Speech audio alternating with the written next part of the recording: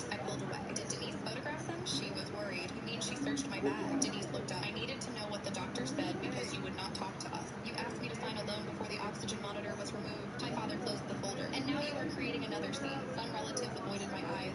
Others looked uncomfortable, but nobody challenged him. For years, that silence had trained me to doubt myself. That afternoon, it taught me who was safe. I left without signing their letter. Walking to my car, I wondered whether refusing that table made me cold or finally sensible. If you have ever had your private... It's just been fucking problem after problem today. I don't know what the fuck is going on.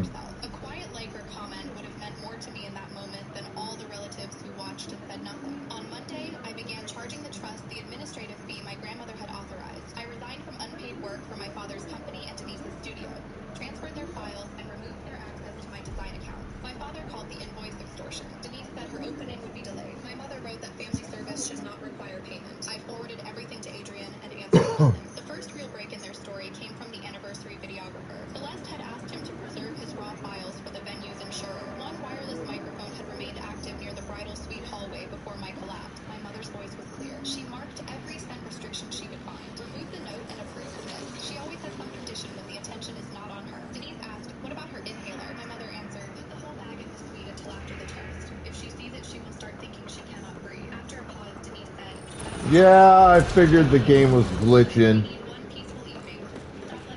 Look how high it is. Might be another gravity well. It proves they knew the restrictions. Take them out!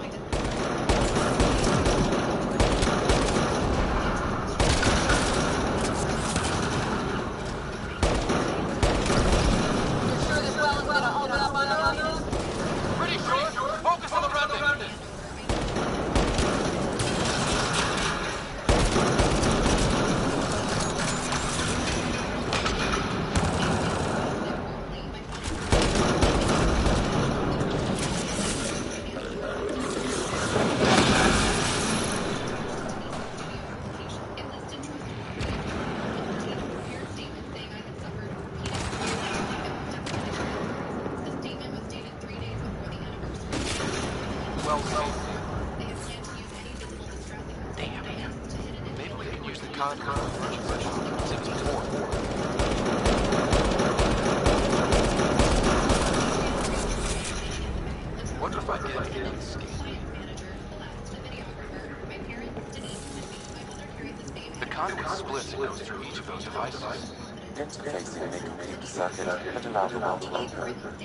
If it gets us to the system lockdown, let's try.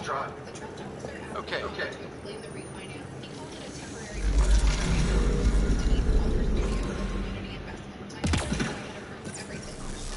The gravity well remains locked down. This device has defense in nature.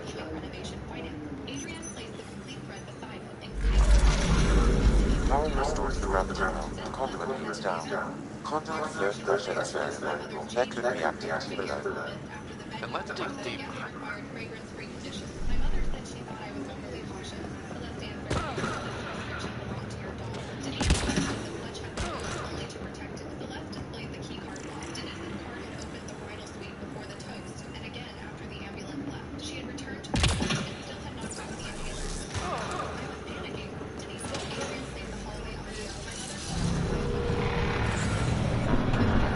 And here we go again! Unknown. Radiation counts indicate the vault has been offline for several hundred years. Around the time the Scourge appeared. That can't be a coincidence. The Scourge is why all this tech was abandoned. Or maybe the Scourge happened because the tech was abandoned.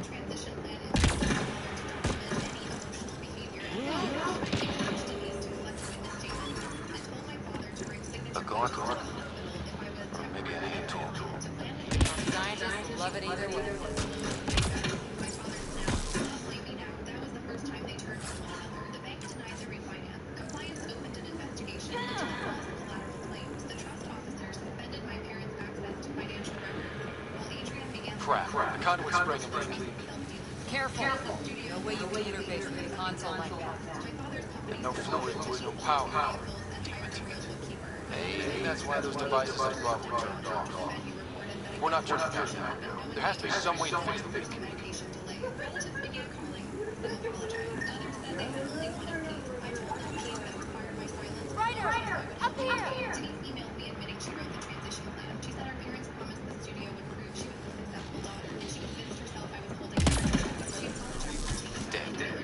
Without the conduit, there's not even enough power for a door. I did not yet believe she understood the harm. For 6 months, all contact had to go through Adrian. My parents were not permitted at my apartment or the trust property without written authorization. My father replied that I should focus on the family's future. I did not answer. My mother mailed me the silver clutch with a note. The conduit's breached. Wait! The observer is doing weird laser frequencies with the broken wall. I can send the frequencies to your Omni. Maybe they can patch up the conduit? And received. I'll give him a shot.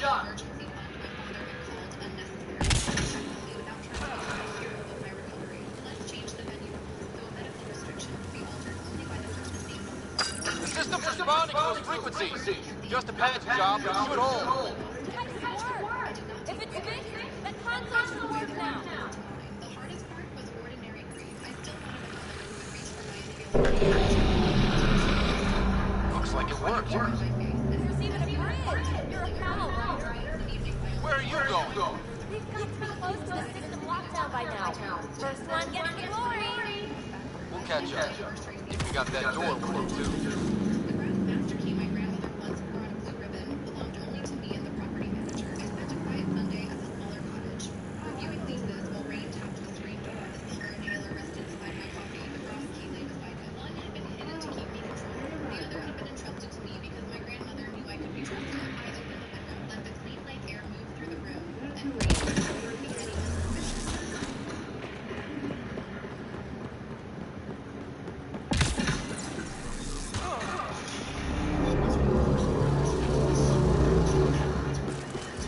Will you look at that? How do we get across?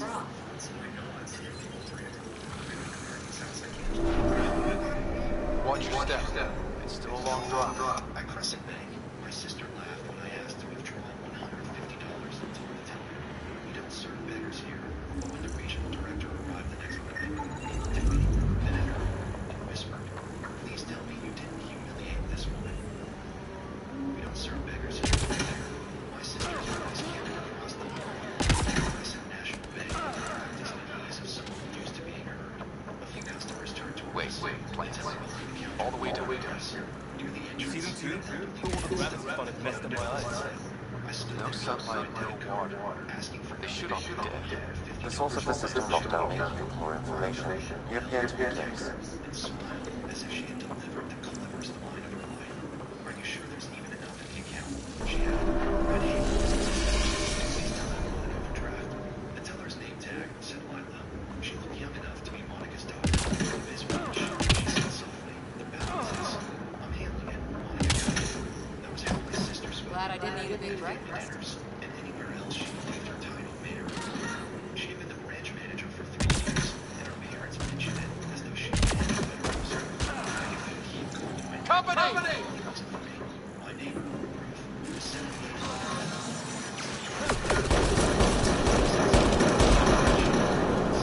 and the repair technician wanted a cash deposit.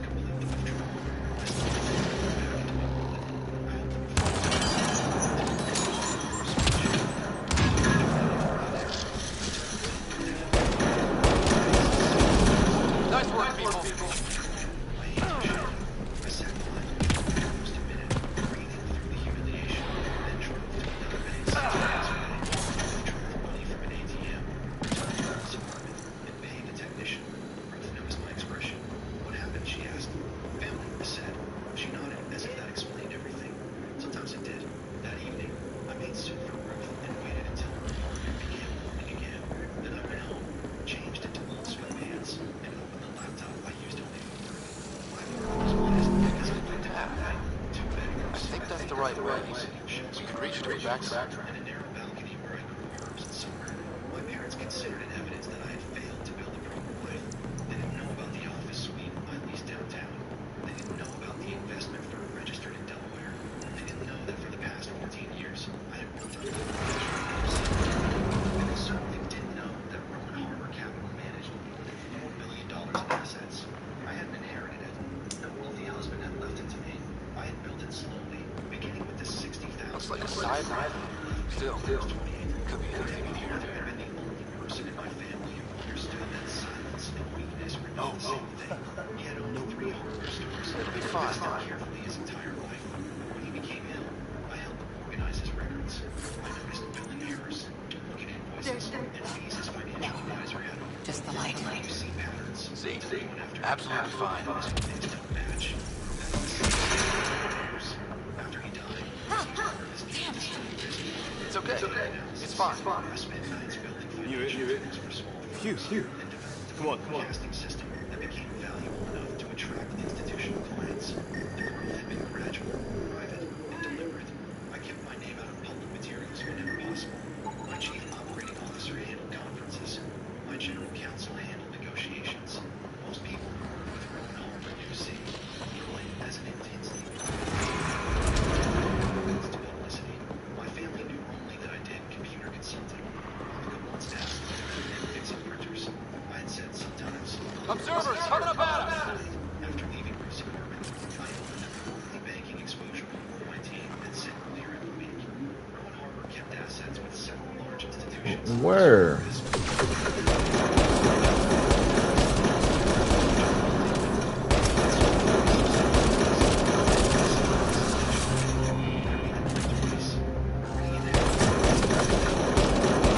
My sister's bank was part of a conglomerate that held almost $4.2 billion in investment accounts. I leaned back in my chair.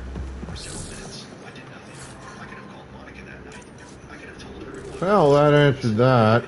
But humiliation had never been the only problem with my sister. League service workers existed with either. Armor hydraulics She compensating. did not trust me. She once told her mother that elderly clients Oh, shit. That bit's slippery. she bragged about rejecting a small business loan application because the owner had brought his documents in a grocery bag. He looked broke, she said. Was the business broke? I asked. I didn't need to get that far. Our father laughed. That memory bothered me more than her insult. A branch manager who publicly humiliated her sister might also be humiliating customers who had no private leverage, no executive team, and no ability to make anyone listen. So I didn't call Monica. I called my general counsel. He answered the fourth ring. We're 2 gravity wells down already. This place goes even deeper. What's at the bottom? Let's not find out the hard way. Bridge. There was a pause. Is this connected to Meridian? Yes. What happened? The branch manager denied me normal service and modeled me publicly over $150 Did you know? We've got a path to... Whoa! She's my sister. David exhaled. It doesn't make the compliment acceptable. They want to hear more facts.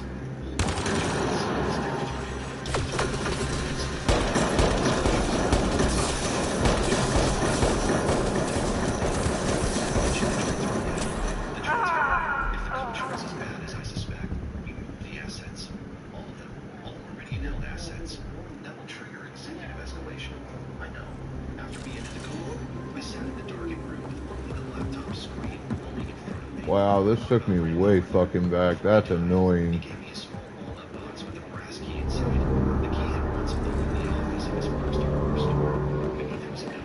Well, you look at that. How do we get across? My desk. For years, that's what I did as a Watch your step. It's still a long drop. understood the other half. Protection systems required force. At 8 the next morning, David sent the Wait, plans? All the way to Wizard Ranch had received. You see them too? All the gravity fun has messed up my eyes. 16 No sunlight, no water. They should all be dead. The source of the system locked down. For more information, you appear to be James. customers for fee-heavy products. One complaint came from a retired teacher who said Monica had discussed his insufficient funds loudly enough for the Another came from a restaurant. I'm starting to get the hang of Monica called his client a professional before declining to review his Company!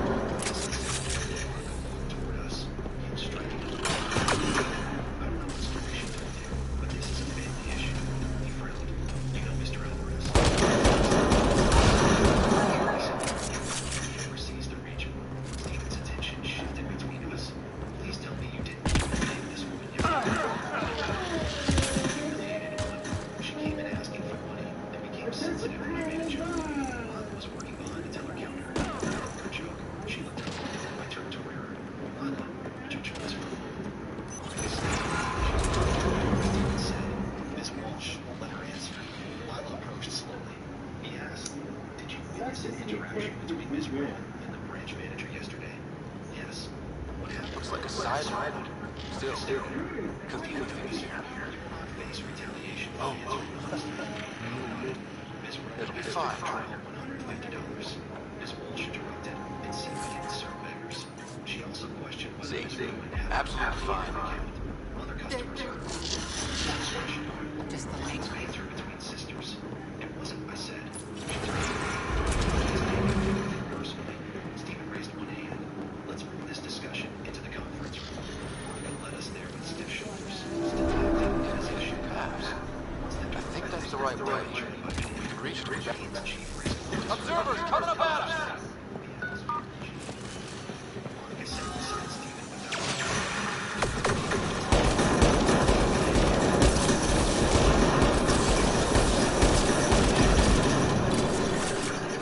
I'm less interested in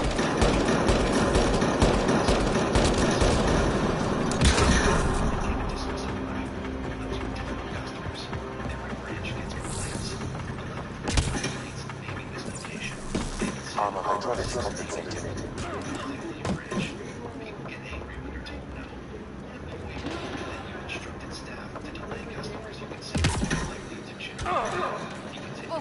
That's That how bit they slippery. raise interpretation. Monica sat near the door, hands moved. Stephen asked Monica, did you use the phrase body traffic? Efficiency term. Got a pass! Whoa! The risk officer said it was true. It is not. Monica's confidence began to grow. She looked at me. Exactly do you want clear?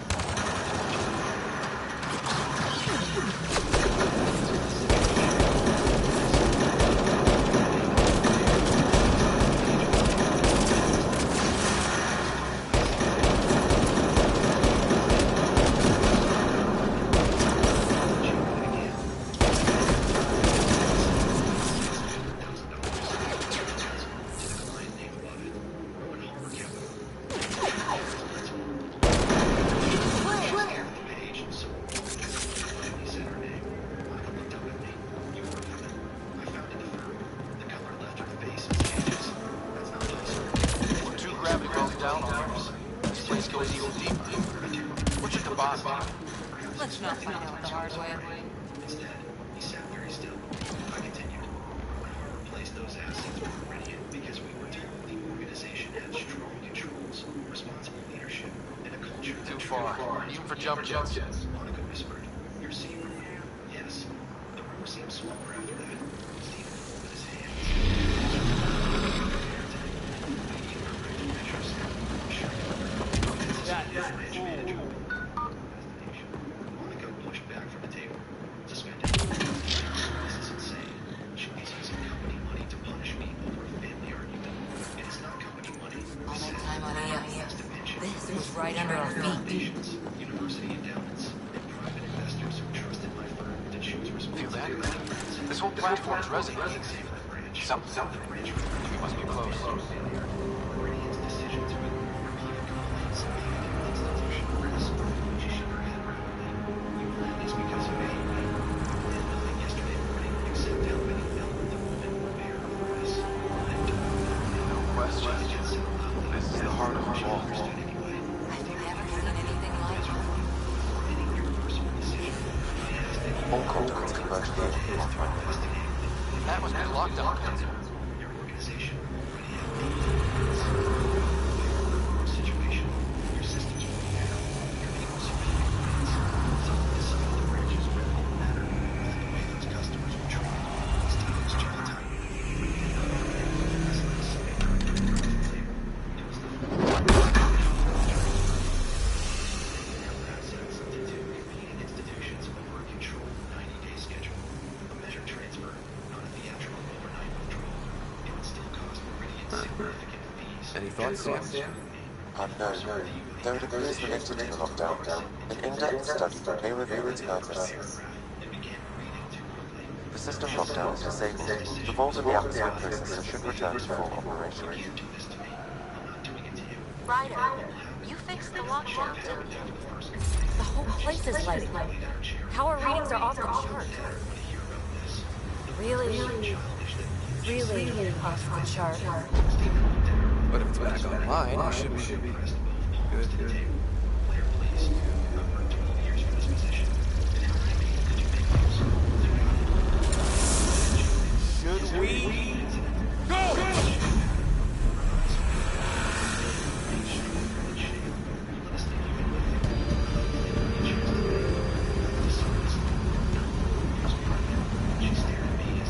Baby, get back to the entrance now! I saw it!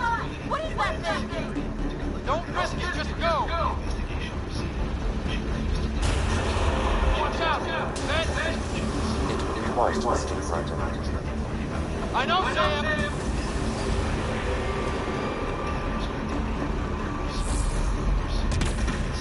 Too far to jump. Got another bridge?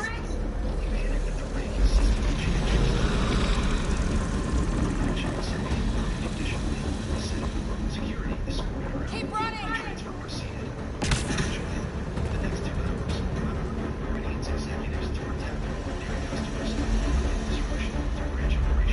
Yeah, this is where it gets really fun, folks.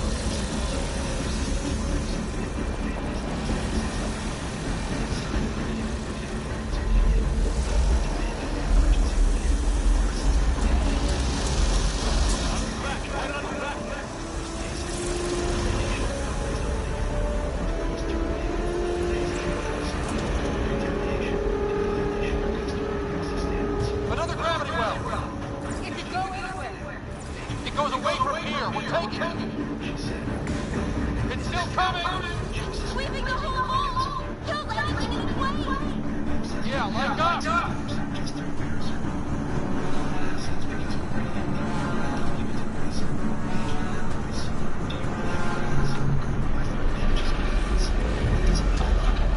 That's the door to the end. Almost there. The barrier's gone.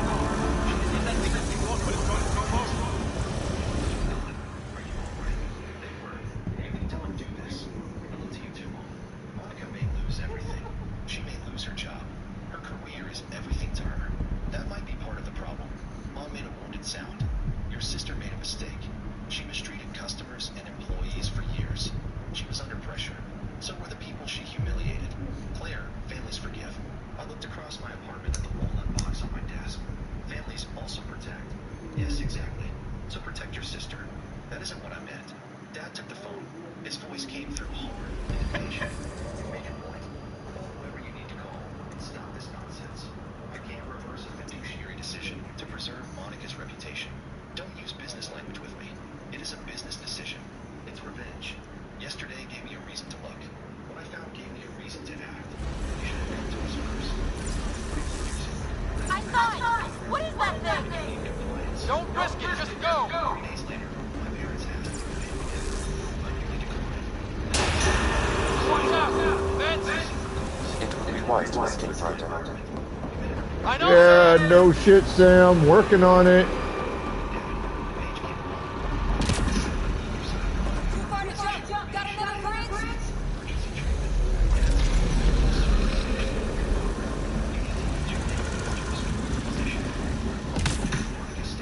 I look back, right on his back! At least help her find another job. She has experience. She can apply.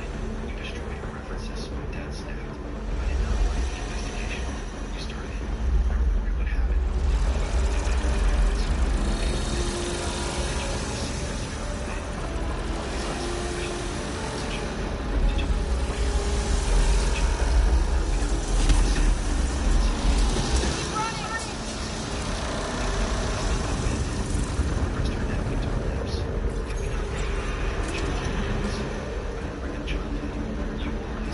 Another gravity well! It could go anywhere. It goes away from here, we're taking it! It's still coming! Sweeping the whole hole! Killed everything in its way! Yeah, like us! And the complaints, they were exaggerated. The staff turned people leaving jobs. The pressure to target customers with high products. That's the door to the entrance! Almost there! Get turned over. The barrier's gone! Trying to understand why you still think this is only about Claire. Get the fuck out! We're almost clear. Where are you? Hello? Phoebe?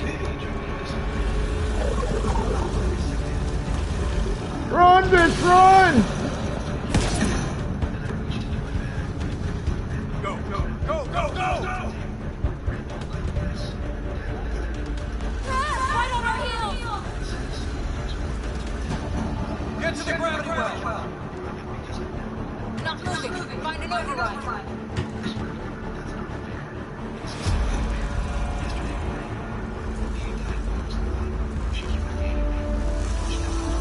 Console is attempting service connection.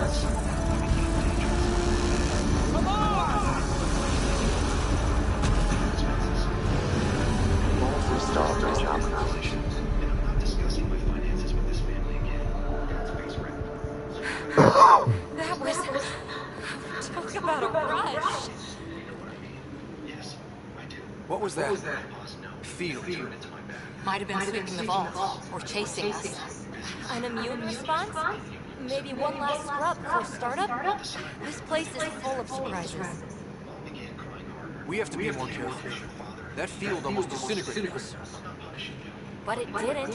You want to focus on that or the cool vault you just activated? Atmosphere processor is online. Recovering past console activity. Is that the Helios cluster? Yeah. There we are. That's Eos. Whoa. Did restarting the system do that? If that light is us, all these points would be vaults out of worlds. Dormant in this one. Maybe. But why is there a whole network of them? What's all this for? This tech can create observers from nowhere, or ravage a whole planet. And that's just what we're seeing. The bots, those plants back there, the atmosphere processors. Back home, some corporation in a desert world with an ice climate. They changed the atmosphere to spring rain. To help it support life. That first processor we saw was making things worse, but maybe it malfunctioned. Is that what these builders were trying to do? Make worlds habitable? Even terraform a whole cluster? Hey, look there. That's different. Maybe it's active. We've got to go see. Sam? Extractivity. These coordinates might be on the space we are currently surveying, Pathfinder. Mark it on our charts. We need more to go on. Let's head up to the surface. I could use some fresh air. I heard through Paige that she still told people I had ruined her life over $150. Maybe that story was easier to live than the truth. Ruth's furnace lasted through winter. In spring, I helped her plant rosemary, lavender, and tomatoes in raised beds behind our building.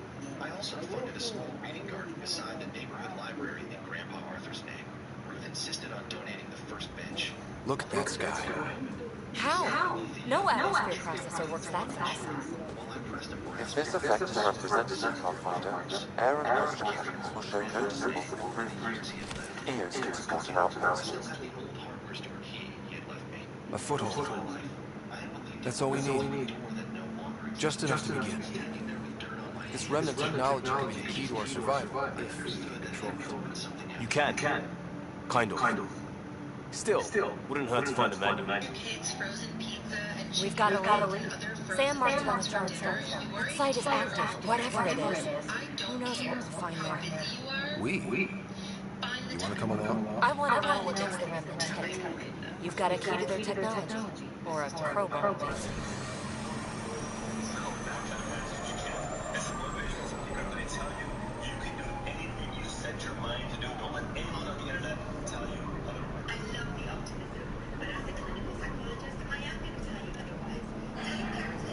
Welcome aboard. We'll get you a fancy job done. I only need a footlocker. Data pad, toothbrush, clean underwear. I'll catch up with you. Well, this will be interesting.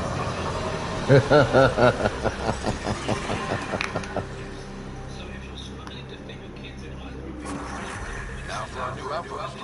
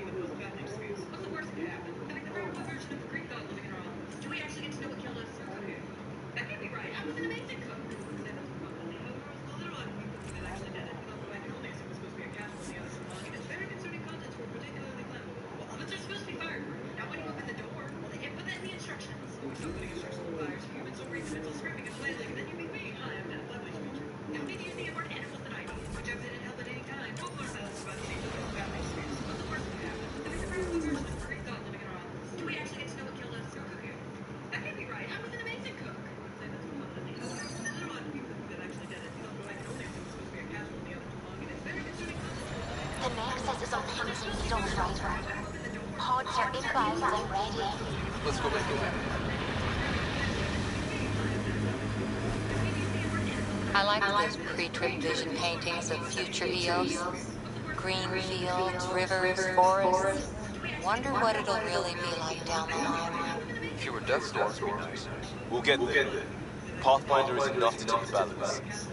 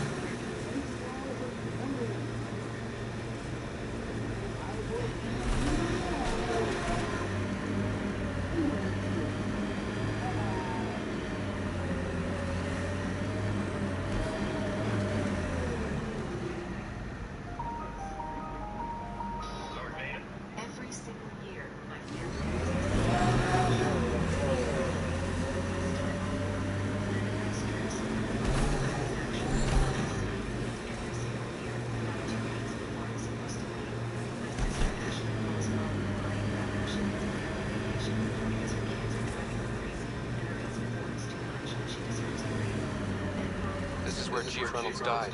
Soundstorms would have buried the body long ago. I suggest scanning. It starts with how Ashley is so stressed, and the kids would love to see their favorite aunt. It would be so much Pathfinder, there is an armor piece buried deep. A leg bone. Scan indicates tissue and bone fragments clinging to it. DNA identified as Chief Reynolds. Indications suggest his body was torn to pieces. and somehow never has money to chip in for it. So the Chief became Carnage. Circle of life. The remaining armor will be scattered, or perhaps brought to a nest. The chest piece and his Omni tool may explain his death. Then we keep searching and scanning. While Ashley's kids destroyed the place, they broke a lamp, spilled juice on the white. Ashley just showed up. I planned differently. In January, I started telling my family I was planning a trip to Florida in August. I showed them our shores, talked about the beaches I wanted to visit, sent Ashley.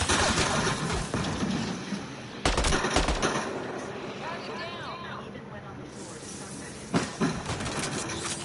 Here's what I actually did. I booked a 2-week trip to I didn't tell anyone. Not mom, not dad. I kept every confirmation email in a separate folder.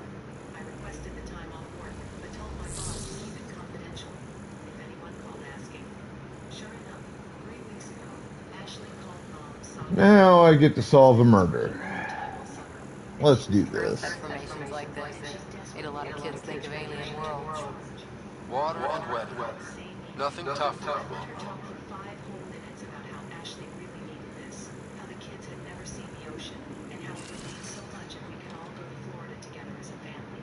I said, sure. I started sending Ashley totals that slept 8 people.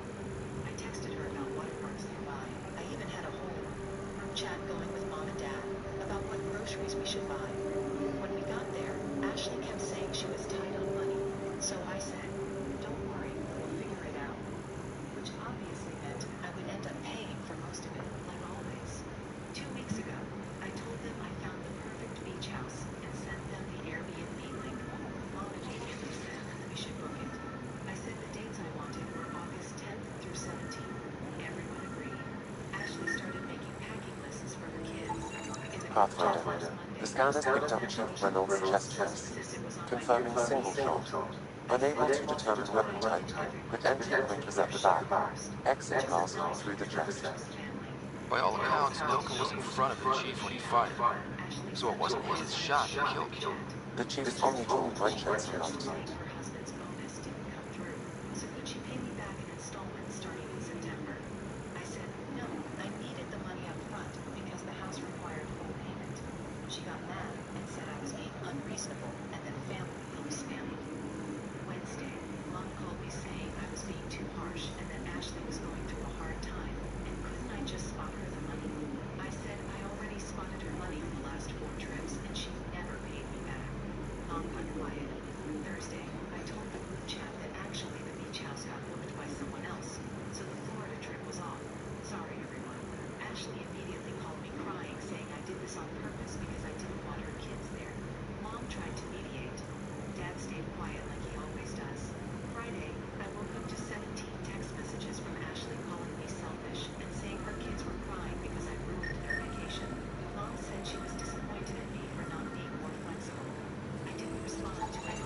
picking up additional armor scraps. I believe it's a trail leading to a cave nearby. Could be where the nest is located. Flashing repeatedly, punctuated by mom every few minutes. I silenced it, flipped it face down, and finished packing my thermal layers. My flight to Reykjavik was at 4 p.m. I had requested an Uber for 12:30. The apartment was quiet. For the first time in years, the pre-trip anxiety was Nice work. forced to pay for a family dinner that included 3 appetizers and dessert for everyone. The anxiety. Got 'em all. Checked my folder. Passport, booking confirmations for the Pokeballs out. glacier hike tickets, Blue Lagoon reservation. It was all there. Around 10 a.m., my door rang. Alright, we're getting out of the nitty-gritty on this planet. But Ashley lived only 15. If they decided to stage an intervention, they could be here. I grabbed to the people. It was Greg. It's a carcass nest, all right. Fan out. I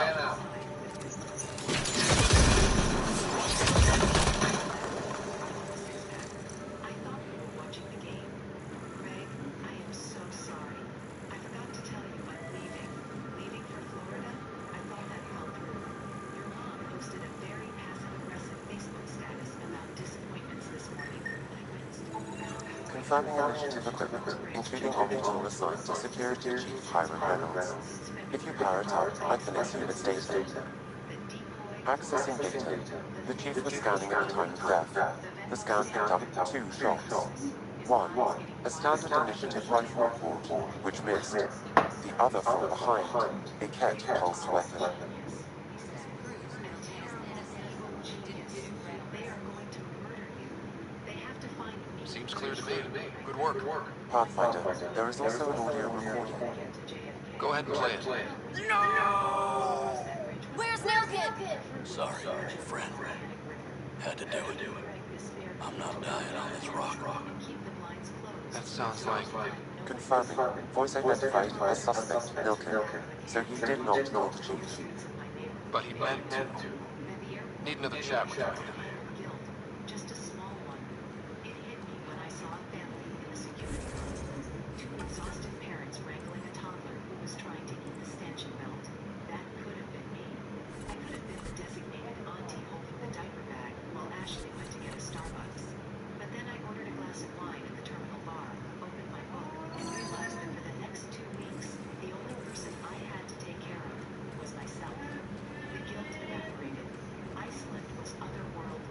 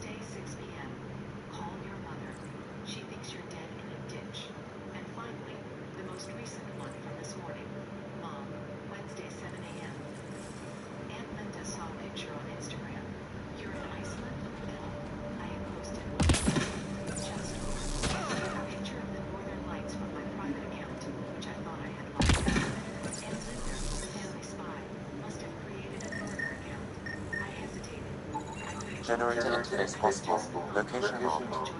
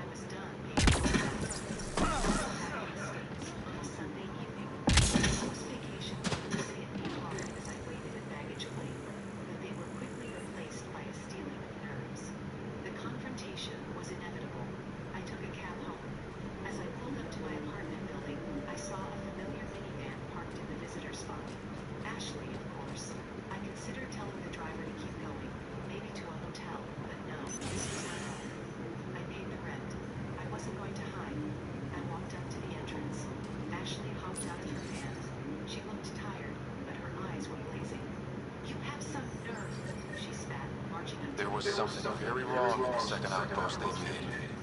More wrong than deadly radiation. Whatever it was, Site 2 made a special project to handle it. Let's keep it in mind for later. Don't put that on me, I said, unlocking the lobby door. I didn't cancel the trip. I just didn't pay for it. You lied. Wilcox thinks I'm crazy, but I know what I saw. Eyes on the mountain, watching us. We're not alone out here. Boundaries, Ashley.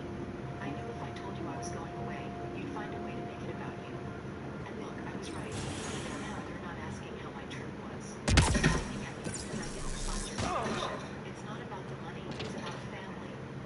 If it's about family, I said, turning to face her by the mailboxes, then why is it always me paying? Why is it always me babysitting? Why am I the only one who sacrifices my time off? Because you're single.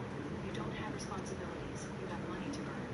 The entitlement hung in the air. Luckily, I have money because I work, I said calmly. And I have responsibilities to myself, which I finally honored. Mom is devastated. She threw out her trust. Mom will get over it or she won't. I'm going upstairs. Ashley, do not follow me. I got into the elevator. She stood in the lobby fuming. As the doors closed, she shouted, "Don't expect an invite to Thanksgiving." "Promise?" I muttered as the car ascended. The silent treatment lasted for a month. It was glorious. I went back to work refreshed. I showed my colleagues the photos. I started taking a pottery class on Thursday nights. Then the flying monkeys arrived. First it was Aunt Linda posting snide comments on my Facebook. Must be nice to Jen while family struggles. I deleted and blocked her. Then Dad called. "Look," he said, sounding wary. "Your mother is really upset. She feels like you deceived her." I did deceive her. Remember the Montana cabin? I know. Ashley's pretty fine, but you know how she is. She relies on me. She's not she has a husband. She shouldn't be alone. Her sister. Just what I'm excited to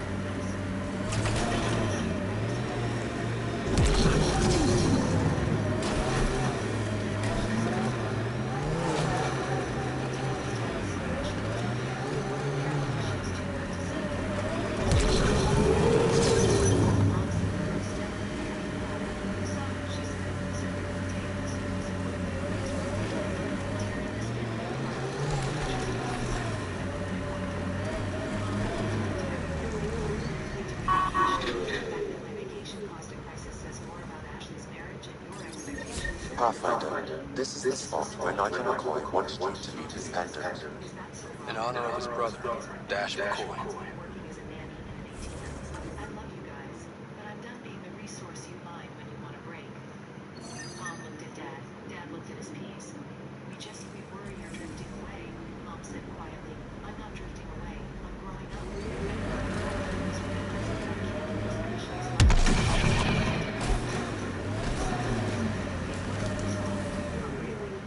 But the line had been drawn. 2 months later, I almost didn't answer, but curiosity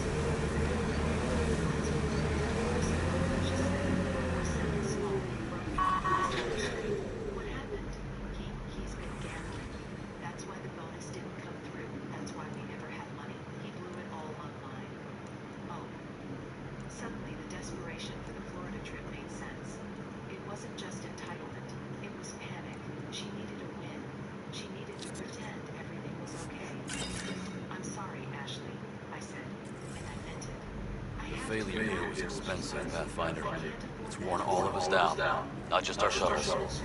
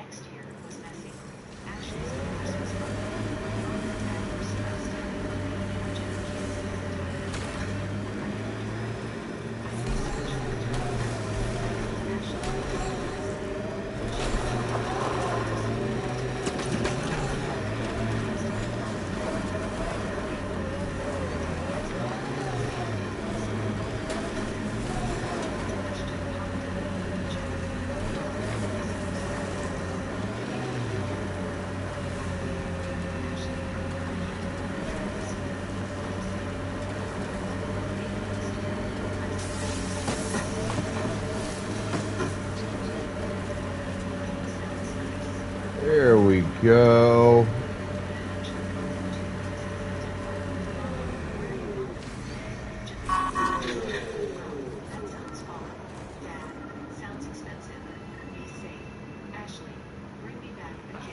Sam? What was that? An eidetic trigger related to your father and the portions of my memory array he locked. What triggered it? I'll tie it into your progression as Pathfinder, not to your location. Puzzling as it may be, my programming is clear. Locating more of these triggers will unlock the memories. One of your father's memories is now accessible. Return to Sam. And as I sat in a ramen shop in Shinjuku 4 months later, slurping noodles and watching the rain fall on the neon streets, I realized something. I hadn't just saved my vacation that year. I went to Iceland. I had saved my relationship with my family by forcing them to function without me. They had learned slowly, painfully, to stand on their own.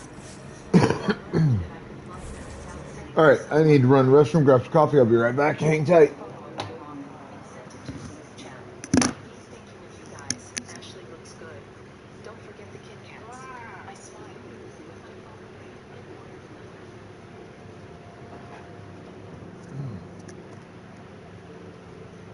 There are no elites on stolen lands that federal law enforcement has no authority at all, period.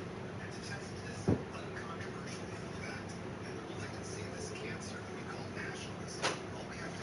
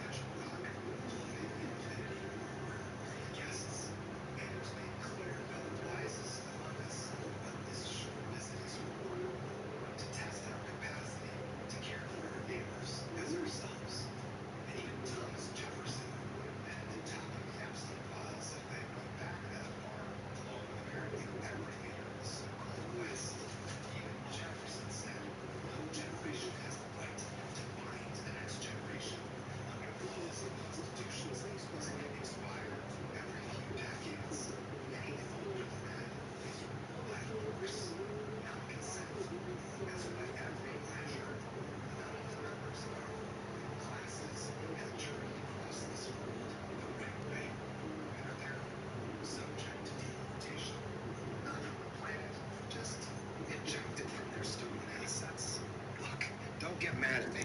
You're the one who brought this whole round about illegals. It used to be only the actual natives and black and brown people, a few John Browns, who were well aware of this broken culture of criminality. But now that you've brought it all the way up to everybody's attention, including the whitest of us and their friends group, we just wanted to have brunch, let the rest of us eat crumbs and get bombed.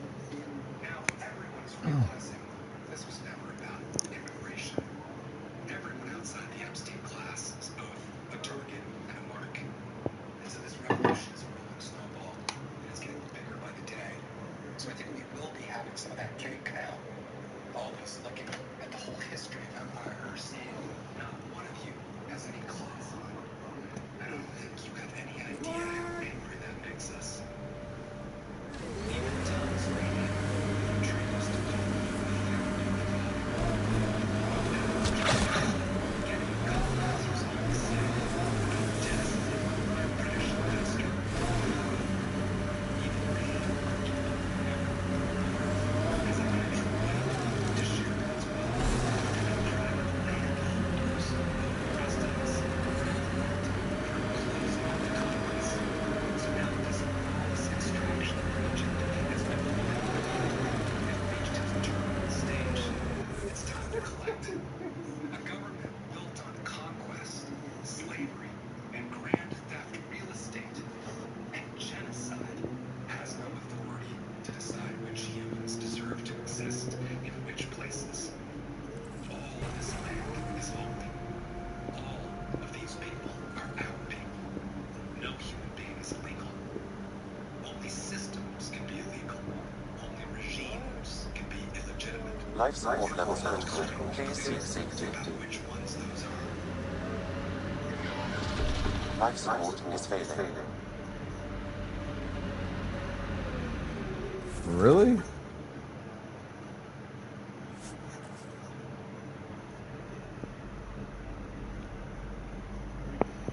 For one, it's kickoff. What they do is simple. They give you a At 11 p.m., my wealthy husband's daughter marched in with her husband, dragging 2 oversized suitcases. Dad said we're moving in. Before I could even answer, she shoved a list into my hand. Breakfast at 6. No greasy food. Fresh sheets every week. Scrub our bathroom every night. Hand wash our clothes. No maids.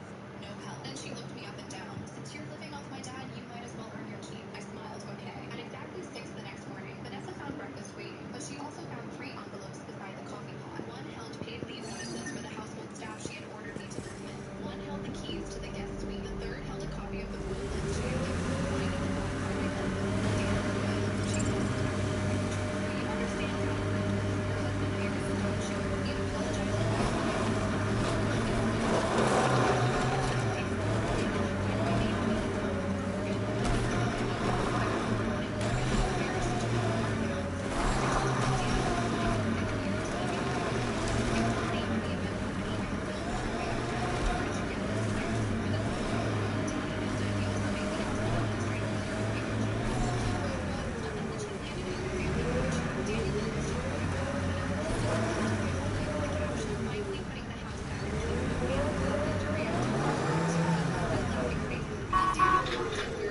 Radiation levels have spiked to Pathfinder. Radiation within safe levels.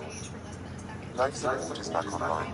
That wasn't my question. His smile thinned. We can talk later. At 8, my access badge stopped working at the Bellwether House, a charitable project I had spent 4 years building. By 9, an email announced that someone would replace me as acting chair. By noon, Daniel's assistant had canceled every meeting in my calendar. The list had never been about breakfast. Daniel owned a national chain of boutique hotels, but Bellwether House was supposed to be different. It had been a railway hotel, empty for almost 20 years. I had convinced Daniel's family foundation to use the site as a training center for women returning to work after care gap.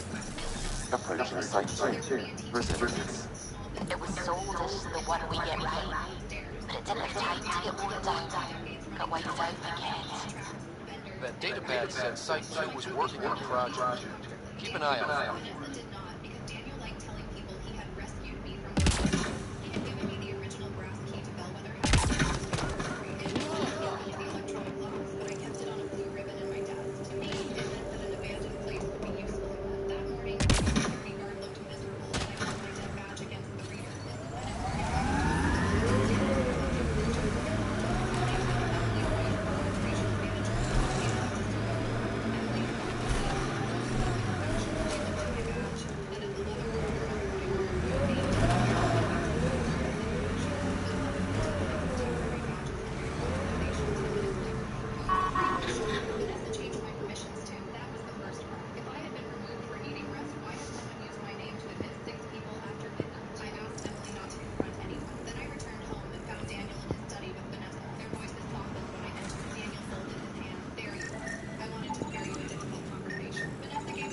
portable cover of Ket design.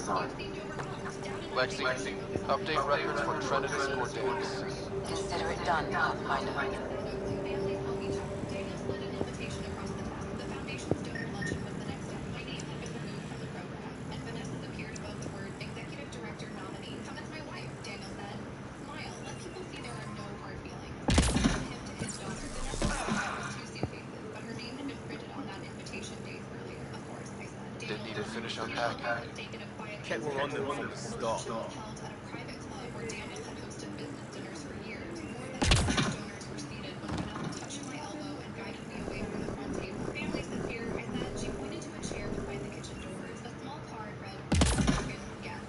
Leadership sits up front," she replied. Then she leaned close enough for only me to hear. Some women marry into a legacy and mistake the guest room for the throne. Today, people will remember which one you belong in. I sat down because every face had turned toward us. Halfway through lunch, Daniel walked to the microphone. He praised my early enthusiasm, then said health and judgment concerns required a leadership change. A screen behind him displayed an expense report bearing my electronic approval. It showed a private spa retreat, a luxury car service, and a ballroom rental totaling nearly $40,000. Whispers moved across the table. The Foundation will absorb the mistake, Daniel said gently, playing the disappointed husband. Laura will take time away from financial decisions, and Vanessa will help us restore accountability. Vanessa lowered her eyes with perfect humility.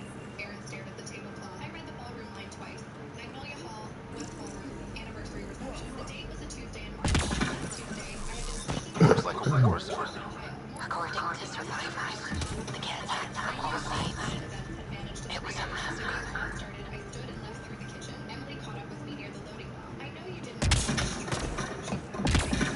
She hesitated. The donor Lexi, I've got another one. Standing by, waiting for your scan. It came from Vanessa's guest account. Did you save it? No, she deleted the queue. I gripped the brass key in my pocket until its teeth pressed into my palm. If you've ever had someone use your own Y'all are spicy.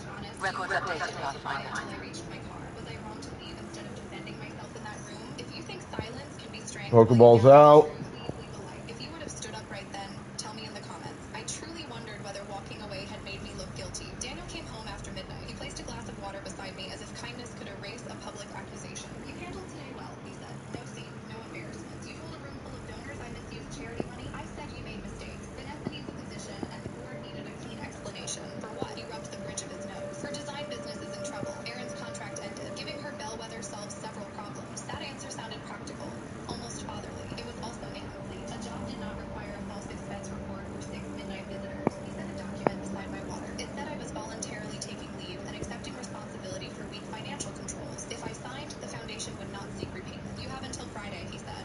After that, the board decides without you. I read the last page. Tucked inside was a transfer form for the brass key, building records, vendor contacts, and all intellectual property connected to Bellwether House. You want the project, not just the chair. The project belongs to the family. The trading program belongs to the nonprofit. He gave me the look he used on managers before firing them. You live in my home, Laura. You use my name. Don't force me to remind you how much of your life depends on my patience. I set the pen down.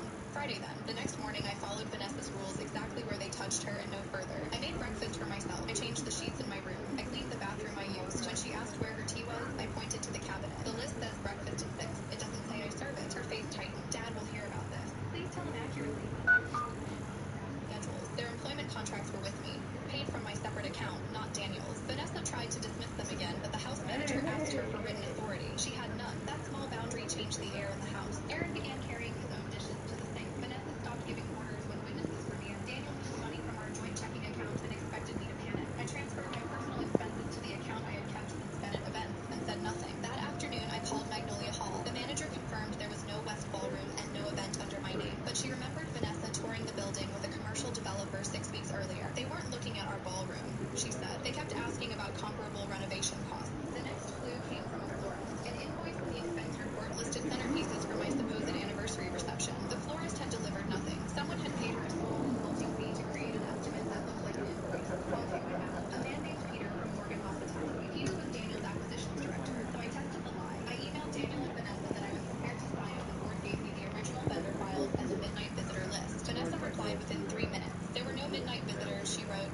The badge record was a software error. I had never told her about 6 badges. When I showed Emily the message, she sat back slowly. She knew the number. Yes, Emily looked toward the restoration office. There may be another. Hang on, checking tabs. Wireless microphone automatically saves a backup file to the production. Plus, I was eating a quick console. We tested the snack. system the night those badges were issued. Was anyone wearing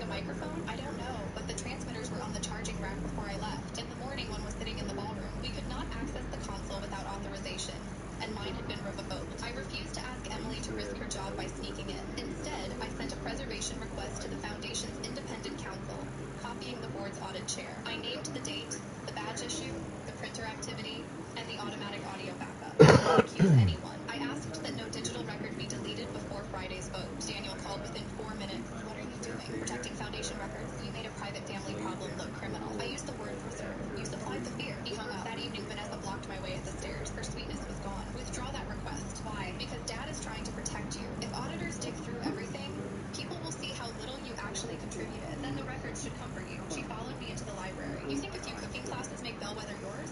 My family paid for that building. Donors paid for most of the restoration. Dad can move those donors anywhere he wants. Aaron appeared in the doorway. Vanessa, stop.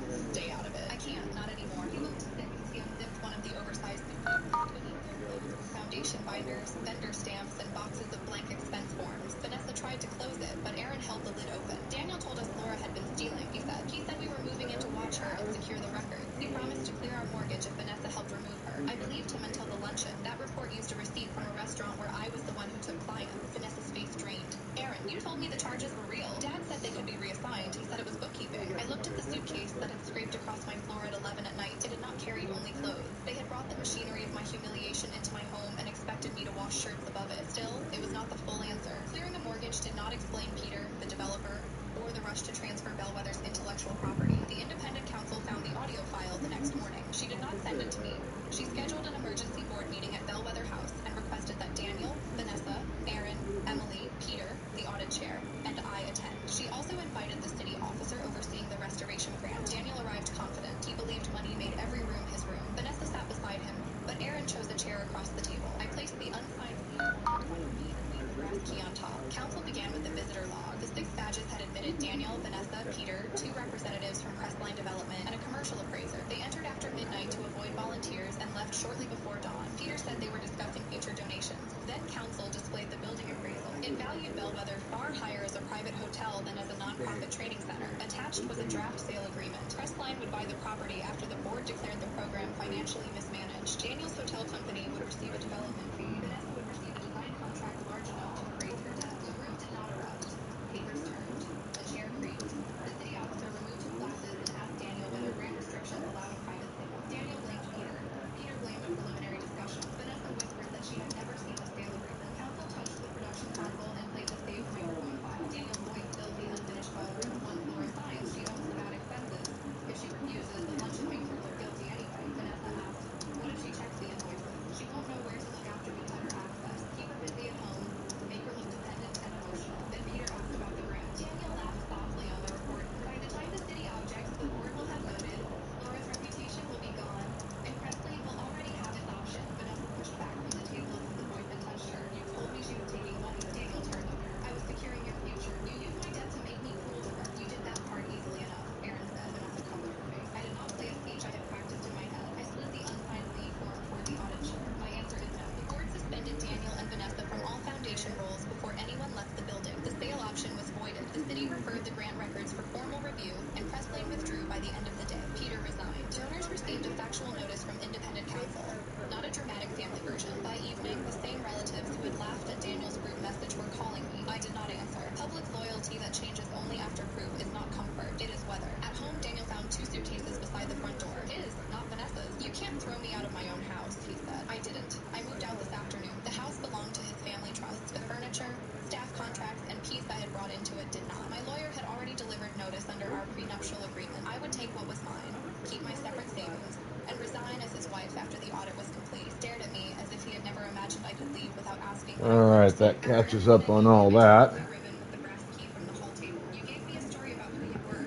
I gave it 6 years. We're even. Vanessa and Aaron moved into a rented apartment the next week. Aaron refused Daniel's money and returned every binder from the suitcase. Vanessa lost the design contract, the foundation title, and several friends disputed her accusations. She sent written corrections to every donor she had contacted. The board Pathfinder, I have enough sensory data to reconstruct an image of the policy. apology to me came later. In the empty teaching kitchen at Maybe we should push the cat back. With what army? Can you even find the safety on your pistol? I'm just going through the options. Evacuate or die. Those are the options. Initiative's not military. They weren't prepared. Maybe.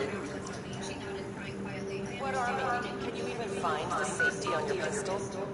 I'm just going through the options.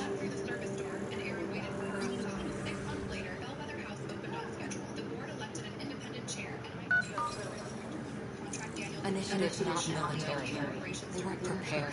Women filled the teaching kitchen with nervous laughter, notebooks, and the sound of cabinet doors opening and closing. I kept my school list in the bottom drawer of my new office, not as a trophy, not as proof. The lawyers had better proof than that. I kept it because on the back, during the first week of my marriage, I had written the first schedule for Belvedere classes. Override works, but... Sam, the door was sealed from the outside? Yes, Pathfinder. It appears locked down as manual before the power restrictions. Why do that? It wouldn't keep anything out. It would keep something in. The hallway was quiet. The key rested against the wall, and for the first time, it opened exactly the life it was meant to. Way too quiet.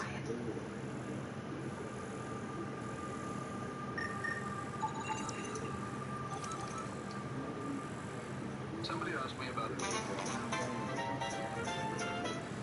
Want to know how the other day he got arrested for supposedly warning that stop sign that didn't exist? Yes, he did. Yes, he did. Residence is the same thing in the bathroom. It is the same thing. Pathfinder, a maintenance bulletin was issued at the time of shutdown. What does it say? Wrong.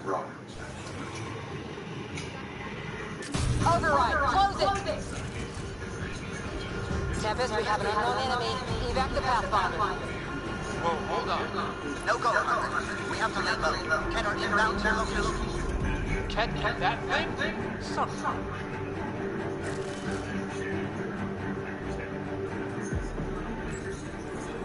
Secondary terminal, no access. If deployment is standard, main access will begin.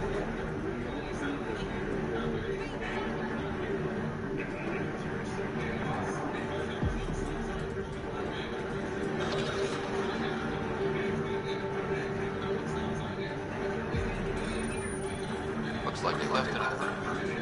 Reports said the evac was cut off by kids.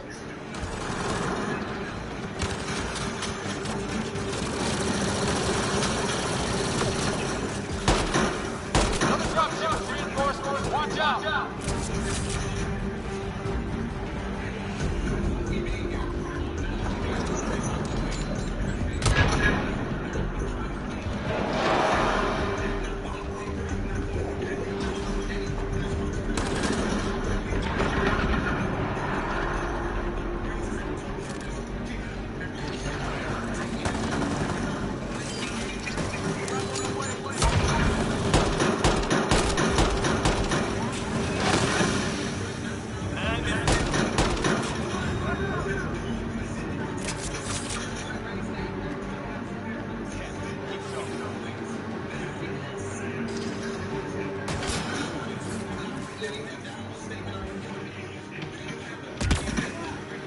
Look sharp. That thing's out there. And the Kett? Everything's ground until they're gone.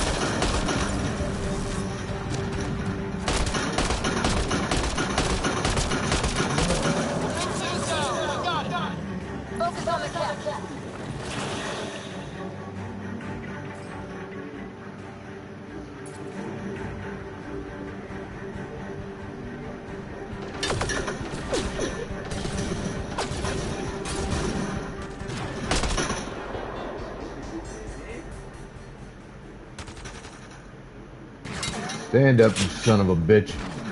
Come on.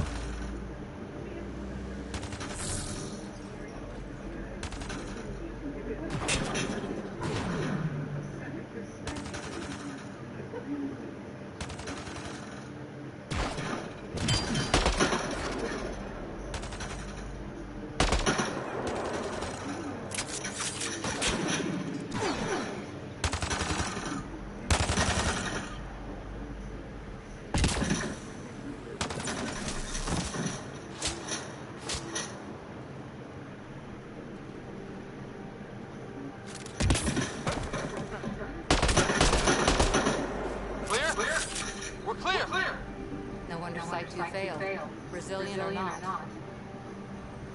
Pokeball's out. Mama gets back to school. The sister who stole my husband 3 years ago finally came back for a family visit. She smiled and asked, single LOL. You'd think there'd be more bodies. Not that I'm complaining. Not a lot to hide from us. What is it? They were real. We know that evidence didn't bother picking up the bodies. You don't think he could have catch it? Trying to give me nightmares.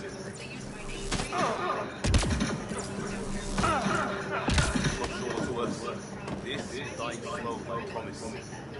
Happy thoughts.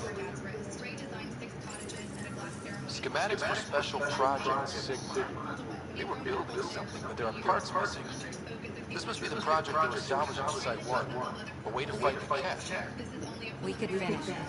All components of Site 2 had security tags compiling possible evidence.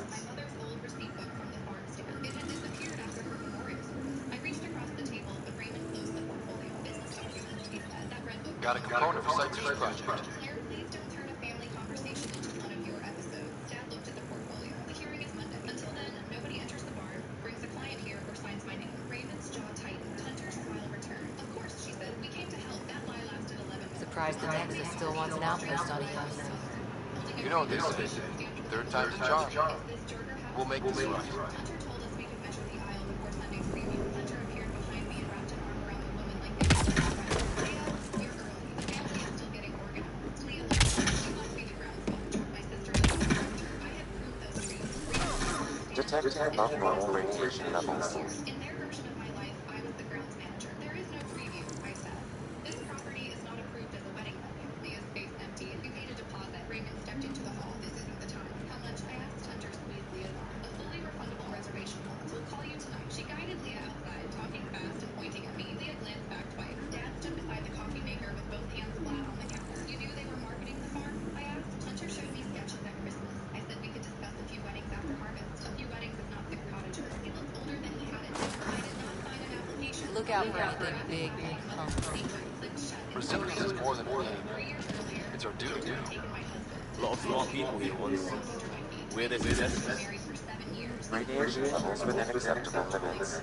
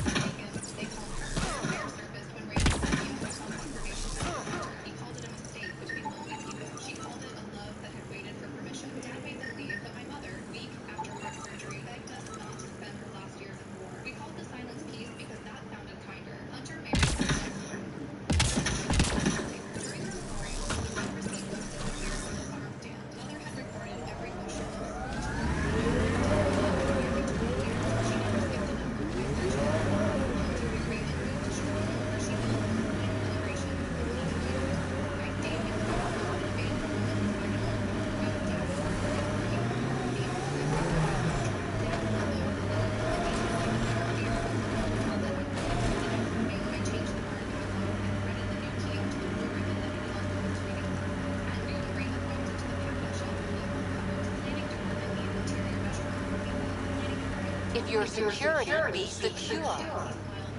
I know what I'm doing. This job didn't exist until I started doing it. We screw up, none of our jobs will exist. I'm aware, thanks.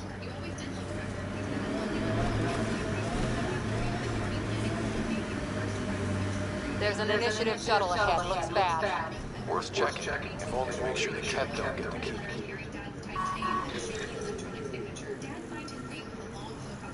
The application had no hook. The contact email belonged to Northline Celebrations. All Site 2 components are accounted for.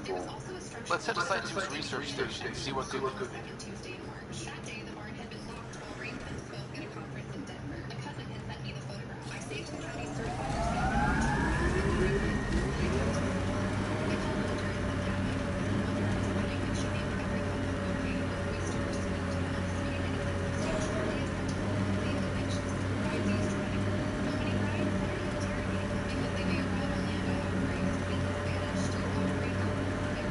Don't confuse labor and ownership. They were close. The phone call she had been waiting to make that evening, Dad and I attended a store owned by the owners. Hunter had volunteered to give her clothing and everything. She told me we all heard neighbors that she and Raymond were coming home to save the family. Behind her was 3 chainsaws all over the tallest tree.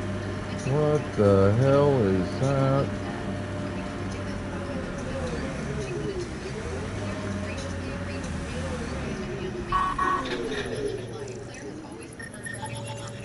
Peeby's tech looks like.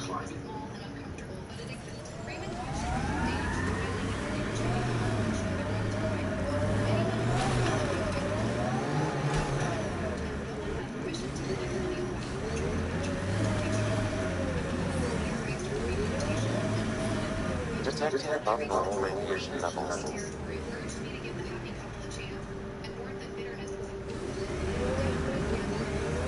Life support is back online.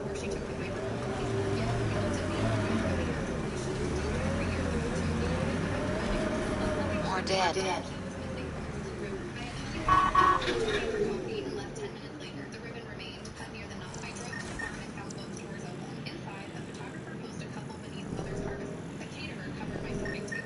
Raymond directed an electrician, and Hunter filmed a welcome video. Jerker house, she said to the camera, where every love story comes home. I stepped into the frame. Everyone needs to leave. The photographer lowered his camera. Hunter kept hers raised. We have permission, she said. From whom? Dad. Dad arrived before she finished. He saw the bar, the strangers, and the cut ribbon in my hand. Raymond approached him with a document. Ray, we need you to settle this. You approved a pre-approval at the first page. It says I am an alcohol drugs.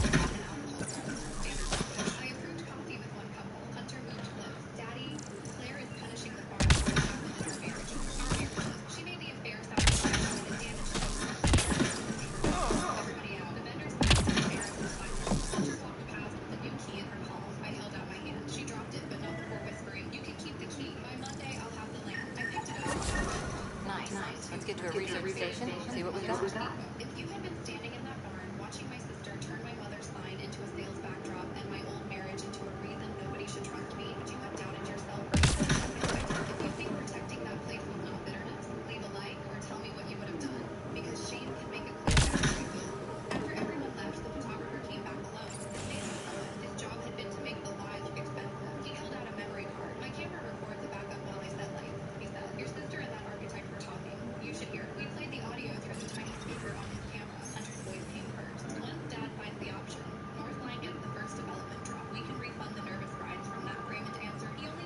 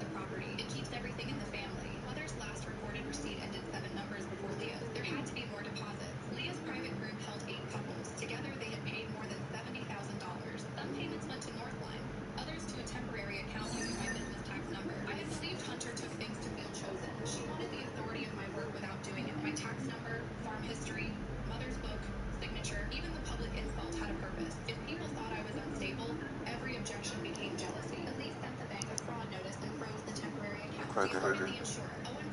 Is that drag?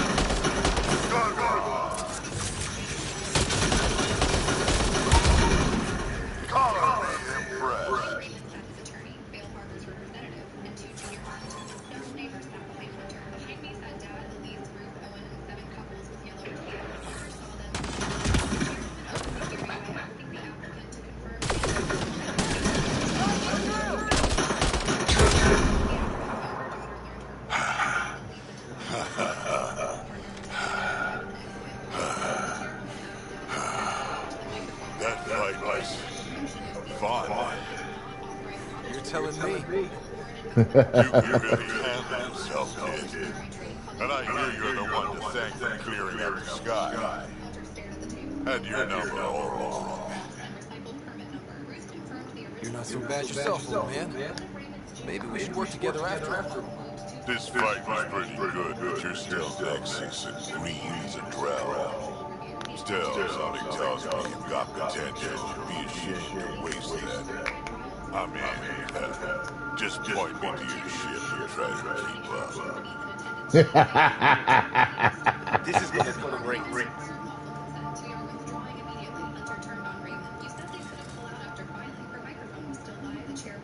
The first colonists sent audio logs about these regions back to the Nexus. And? Fair wind spacing. Lowest radiation count in the area. Little. All right, motherfuckers, we're establishing a colony. This is where everything comes from. So, we now need to make a choice, and you will see what that choice is momentarily. Resources are at a crisis point. Protocol states this judgment call falls to the Pathfinder. With current supplies, you could build a military outpost focusing on defense and militia training. Alternatively, a scientific outpost could advance the initiative's research and discoveries. What do you think? Military outpost or scientific? Pathfinder's call, but research is no good if we're dead. Military. It's got to be science. Our colonists need to understand their home. Be advised that the first outpost placed by a Pathfinder will be a statement in itself. Fair or not, your choice will represent the initiative and its intentions in Andromeda. Consider carefully. So, do I make my outpost scientific or military? All right, chat. Yo, Beast! I was in your stream the other day. How you doing, bud? So, I'm gonna give chat, we'll say 3 minutes. Make a choice. If you want me to make this a scientific outpost, hit 1 in chat. If you want me to make this a military outpost, type 2 into the chat. It's on you, chat. Let's do it.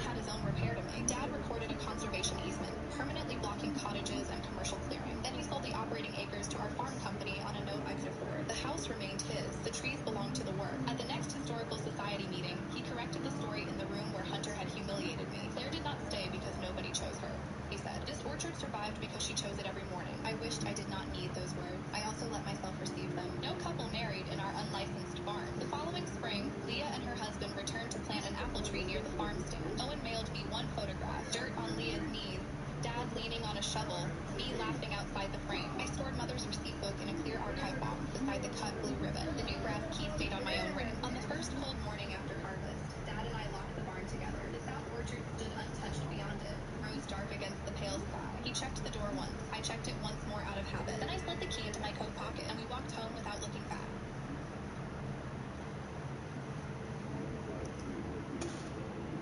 Now, I have beaten this game a couple times through. I've gone, I believe, both ways on that first outpost. I cannot honestly tell you whether or not the outpost type makes any overall difference. I simply don't know, and I don't give a shit. Again, chat, this decision is on you, so make your choice.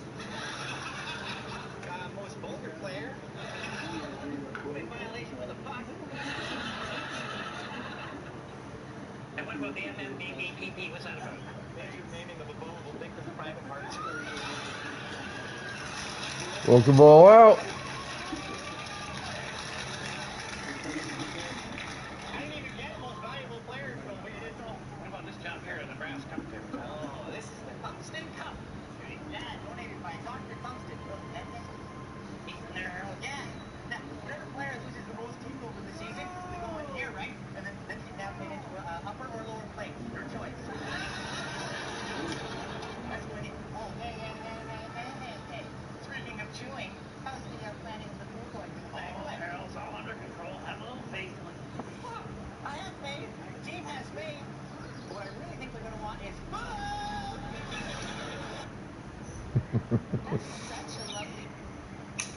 That was personal.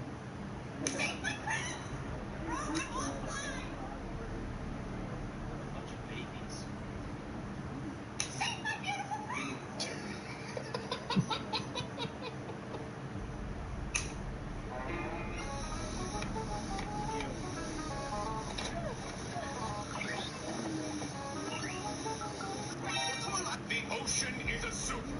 Elaborate. Well, what do you normally need to make a soup? Well, water, salt, some kind of vegetable, and I personally like some meat and lime.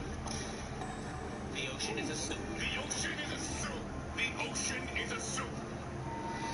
Few people know this, but one man led a group of Mexicans to help win. Last week I got a little too... Oh, well, this is your friendly neighborhood sex master, and I'm looking for a... Alright, nobody made a choice, so I'm going to choose scientific. That's our foundation and our future. Orders prepped. Ready on your signal.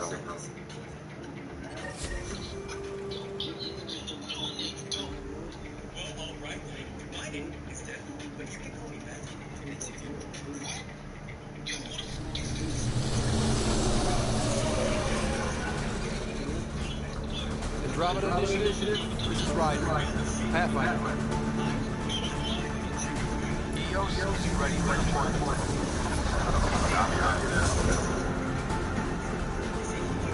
Outpost blocked inbound. And ready as ever.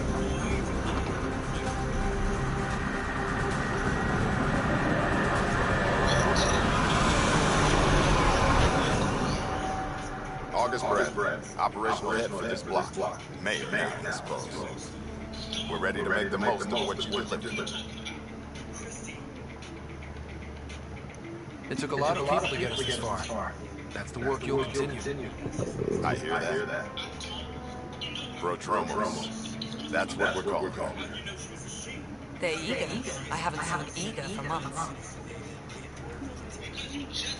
Eos is far from golden. But now it's a producer. A real and reasonable first step. They think you did the impossible. The next mission, I warned them, hoping was irresponsible. You proved me wrong, Harvey. I appreciate your candor. We're all on the same side. I wouldn't go that far.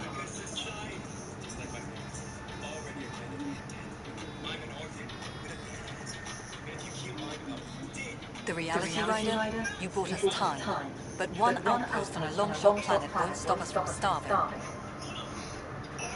You already have a lead on something else? The nav point from the vault. Now it gets complicated. The others are ready to officially sanction your efforts, to be a part of your success. We all want the initiative to succeed, but after failing for so long, no one agrees on how to do it. Be aware, that's all. We didn't come to a new galaxy to argue about who's right. It got us this far. Talk to Bradley. Later, we'll go over the extended job of Pathfinder. Until then, Tan's waiting on the Nexus.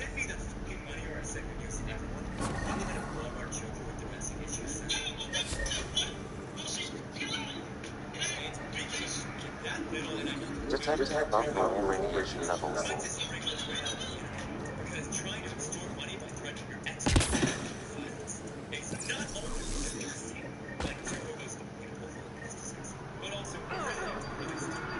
Because not only does she have the age, and I'm not one to kink shame, but my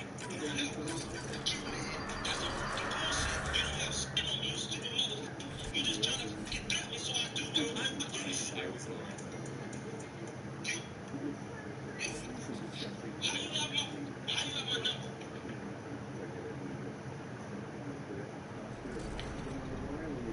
Radiation within safe levels.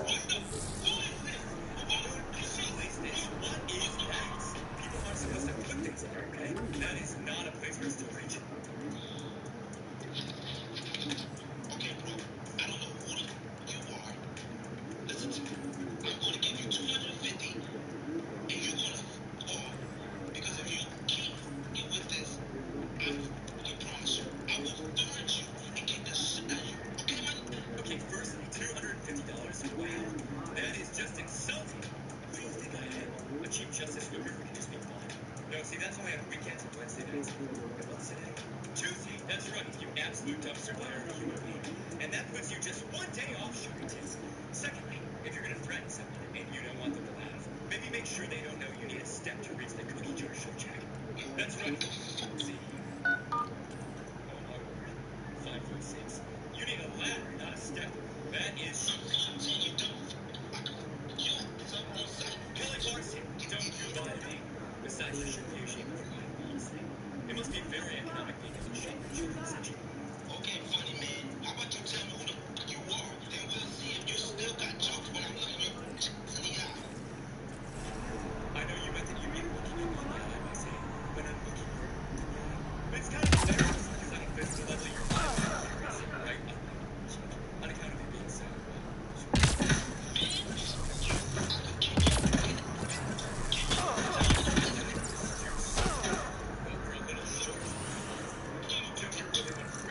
Just know I'm ready to party.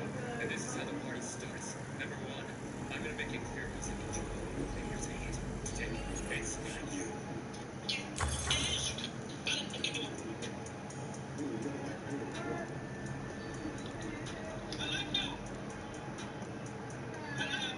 Yeah, that might have been me. Now, Kelly Slater, while you're writing that rate, we'll proceed to number two. This is where I ask you to send the money back plus a $69 extra cost. Because as we all know, tips are always well received. Do I make myself clear? No! Seriously, do this to my life? Yes. Number three, you refuse to hit me with hilarious... But I never mind you guys are really sick. You're dignity. Or shall I say, you're dignity of yourself. Self-alive. Are you? Bro.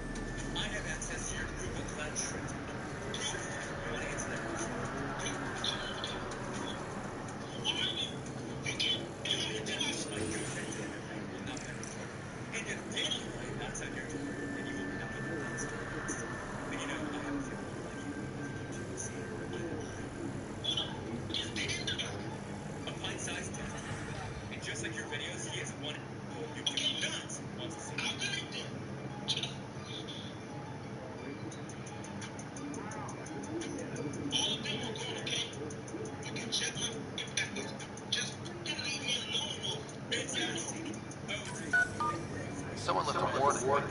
Looks like a work crew thinks they can take control of the remnant. That's a recipe for trouble. Work crew hostages are posted publicly. The datapad mentioned med bay. A little work and you could find where to catch up with them.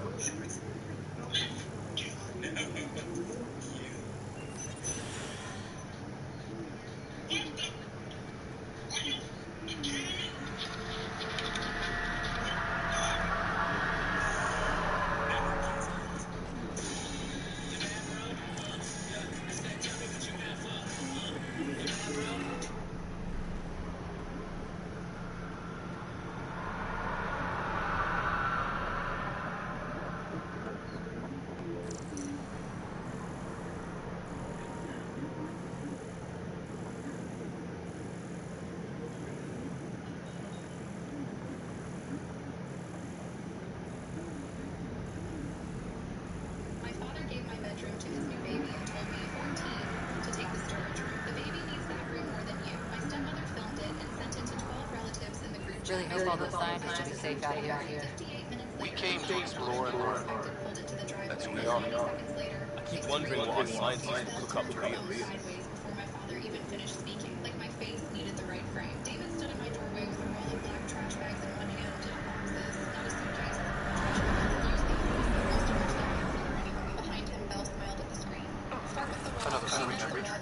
One of your father's memories is now accessible. Return to Sandvik on the hyperlink to investigate further. Mayor Bradford. Pathfinder, good to see you. We're busy as anything, thanks to you. Bit dusty, but we can adapt. It's worth it when it's your own. Let's not drive people too hard. Rough and rough getting this far. Nothing you see here can crack a whip. Everyone is just ready. You go do what you need to on the Nexus. Follow that dot. There will be more to do on Eos later. Some key positions: Connor Supply, Ramirez Medical, Abrams Science, Falks Engineering. With them and my major domo, we won't end up like Site 1 and 2. I called the first two outpost attempts. Those people died trying. And they deserve better from the Nexus. That's where I put the faint. We'll remember. You changed this planet, but that doesn't make it easy. We'll use the efforts of those who went before. Good people, every last one. I'd have been honored to fail with any of them. I haven't reached the end of the trail, but not everyone died outright. Right. They tell me there were staggered evacs. If anyone can try again, they're welcome. Oh, Pathfinder. This is for you. It's our flag. Hang it where the Nexus can see. It's touched the soil of our first outpost in Andromeda. Make it real. Technically the third at a minimum.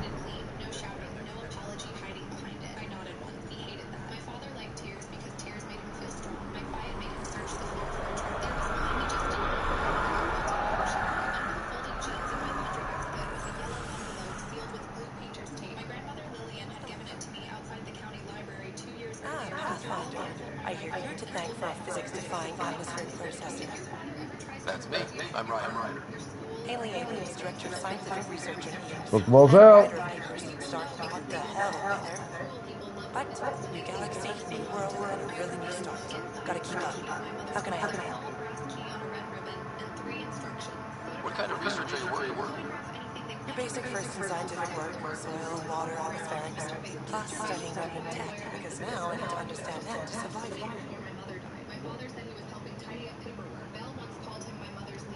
Activating that vault changed the planet. Anything to worry about? Considering it's world-altering technology we've never encountered before, I hope not. But the storms show no signs of returning, and I know who to contact for remnant tech support. I'll take it.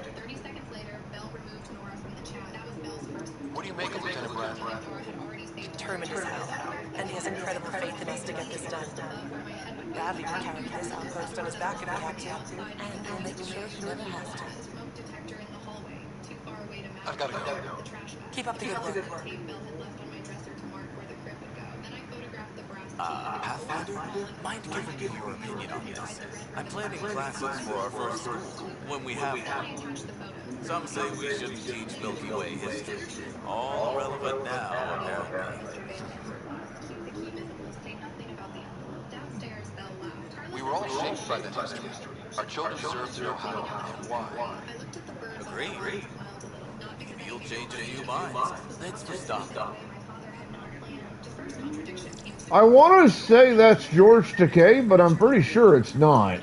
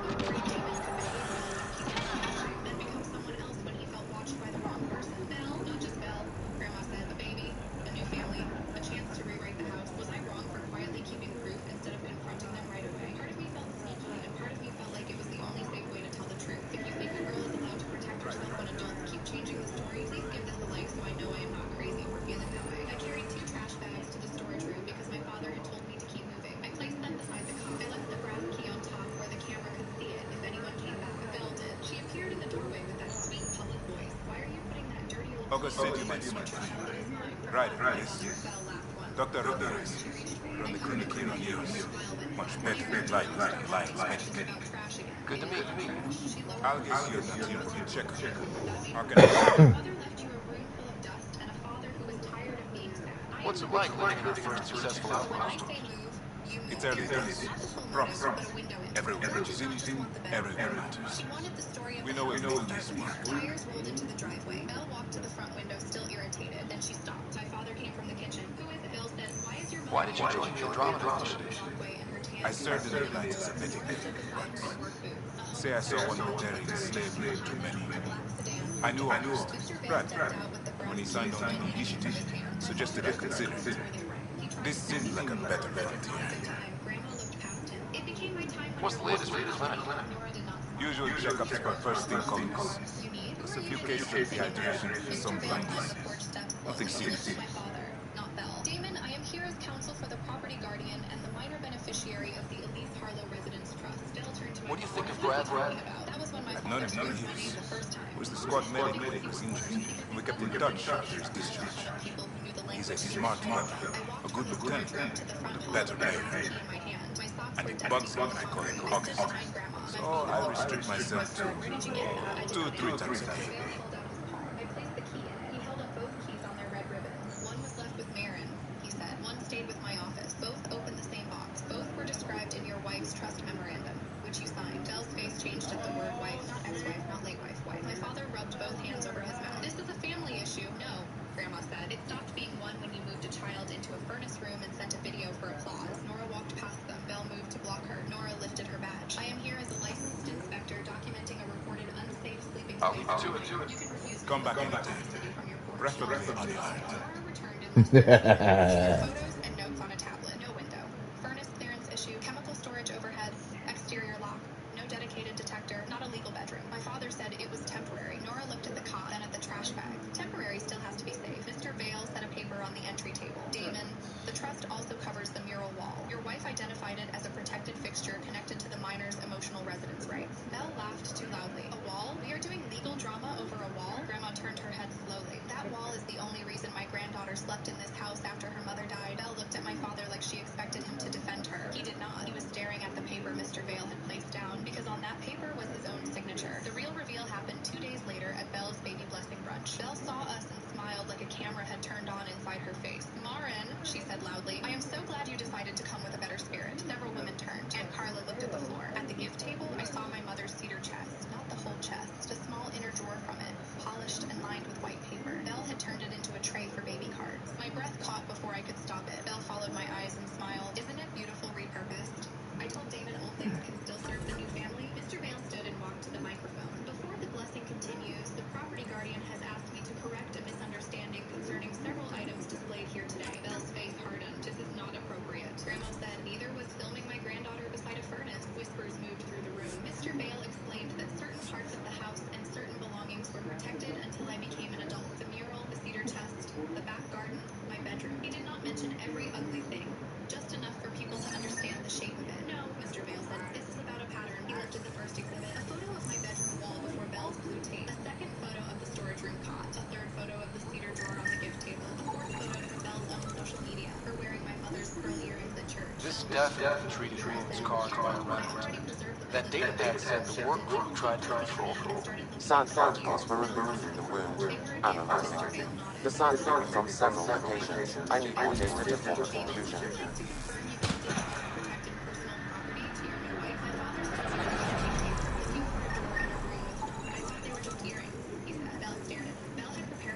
Right. Photos of her pregnancy, the nursery, the rocking chair, the painted crib, and the quote wall where my mother's mural was supposed to be covered by pale gray clouds. The projector screen lowered behind Belle. Mr. Vale did not play video. He showed one even, from Belle to the decorator. Subject, nursery. That's fine. Credits. Once Marin is out, paint over the birds first. Damon is sentimental and may backslide if he sees the key. Use the trust word carefully. He gets nervous when legal things are mentioned, but he already signed whatever Elise made him sign. I want the room fully erased before the baby comes home. Belle's hand went to her stomach. My father whispered, Belle. She whispered back. You said it did not matter. Mr. Vale clicked once. A second email appeared. This one was from my father to Belle. Do it fast. If Marin cries, film it. Carla and the others will help make her look dramatic. Once Mom sees everyone agreeing, she will back off. The trust is old paper. We need the house to feel like ours. Grandma made a sound beside me, more like breath leaving a place that had been trapped for years. Belle stepped toward the microphone. This is private. A woman from church said, you put the child on a group chat. The pastor's wife lifted my mother's cedar drawer from the gift table and carried it to Grandma. I am sorry, she said to me, but she could not look at me long. Mr. Vale closed the folder. Effective immediately, Damon's occupancy rights are under review. Lily and Harlow will take temporary guardianship of Marin's protected property. Belle, any trust property in your possession needs to be returned by tomorrow afternoon. Belle laughed again,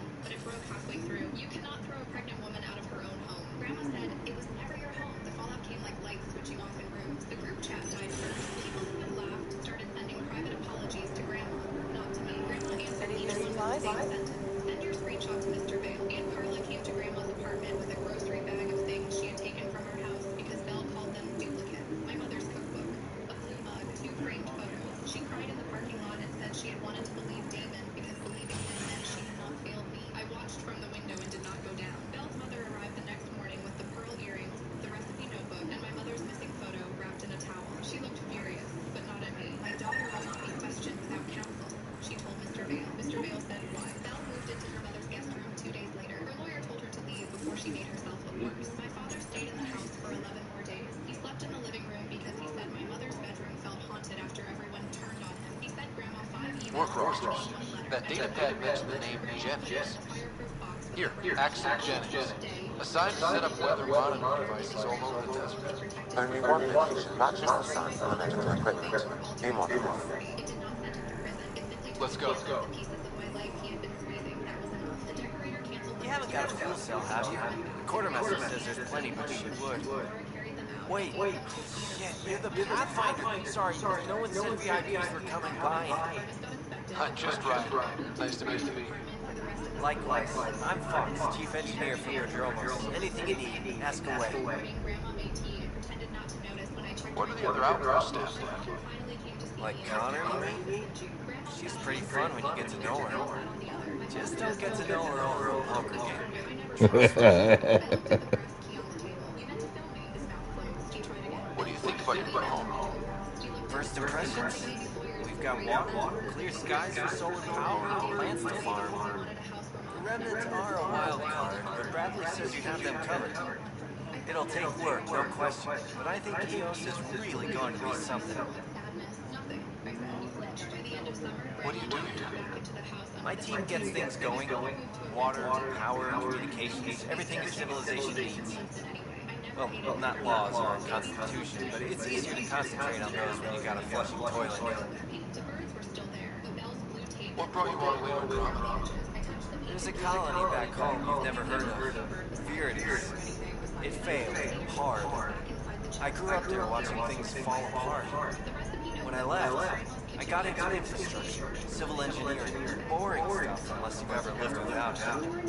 I wanted to do Viridis right, I guess. And the initiative was my best chance.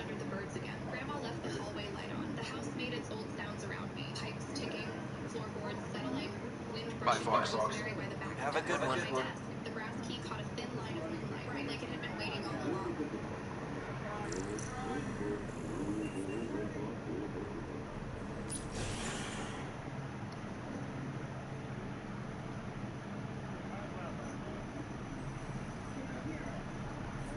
Happy Halloween! But most of all, Merry Christmas to all who celebrate.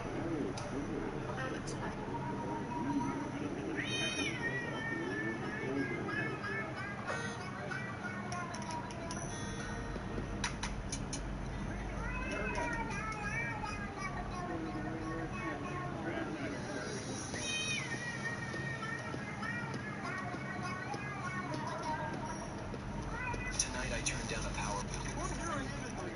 Bet you never saw this day coming, did you? Bet a bunch you never expected to see my face. With this, Dean Withers behind me. If you're here, it's finally time to see Dean Withers get called out. No, I have Dean behind me because the video I'm about to show you was recorded by Dean and what happened. To Dean, Grand Junction, Colorado. He flew into the airport there. His mom came to pick him up. He comes out in the car. He's putting his luggage into the car. And then a man he'd never seen before walks up and spits in his face. Dean pulled out his phone and started recording. It's a smart thing to do. If you pay attention, right in the very beginning, you're going to hear this guy admit that he spit in his face. Did you just spit on this guy? You just spit on me. What's your name? What's your name? Don't touch me. What's your name? Your husband just spit on me. Wait, he just admitted to it on camera. What was your name?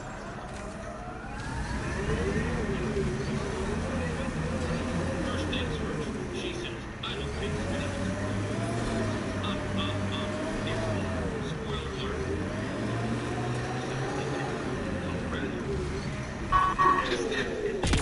Serious criminal charges, like assault and arrest. Also not for nothing, when you put your hands on Dean, Day-to-day, specialist engineer Amon Kafari. Chased down by what he was studying. The death toll between the two outposts must have weighed on everyone. I don't think we just came up and randomly spit his face for transaction. They did. They had no interaction with the Mom told them they were Hello, Leon.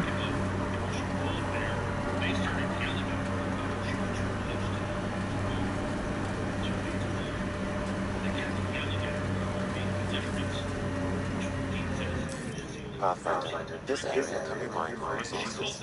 You can extract minerals via your mining interface. Certainly not a person with the person who called you that. So, Grand Junction, Colorado. Take a good look at this. Here's Chuckles here. Here's presumably Mrs. Chuckles, who she doesn't have there. Someone in Grand Junction, Colorado, do me a favor. Tell me who they are.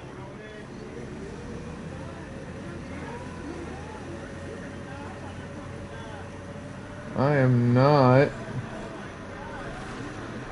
seeing anything on the mining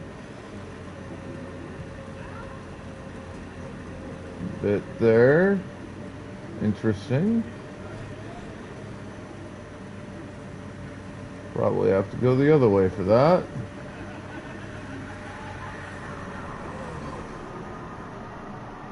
You have 20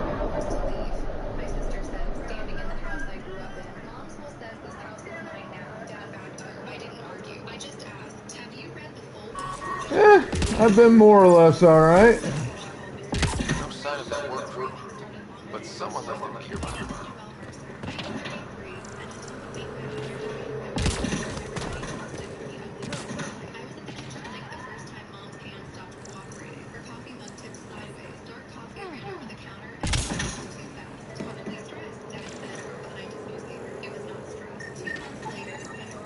Wait, I've got an open comm channel.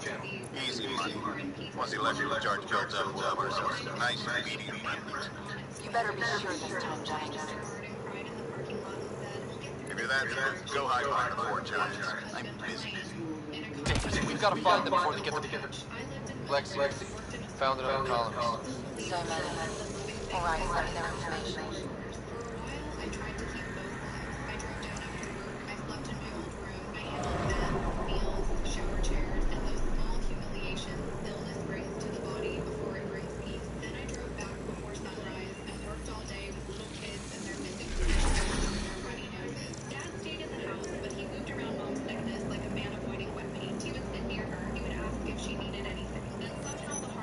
We're so close. I just know it. Once we get that linguist, we'll crack it. There's so much tech here. It has to help. Then I can secure it. It's been a slow start, but we got this. We... Oh no.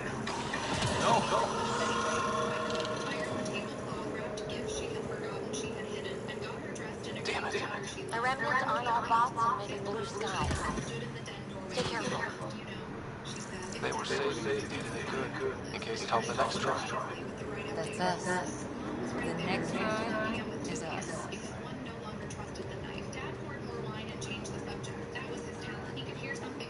You said there was another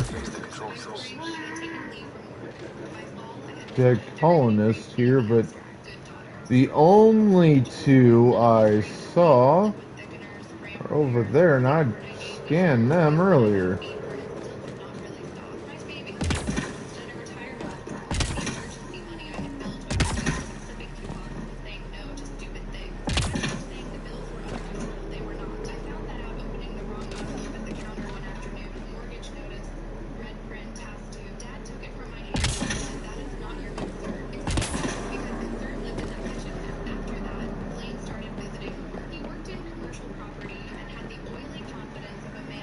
Detecting above normal radiation levels.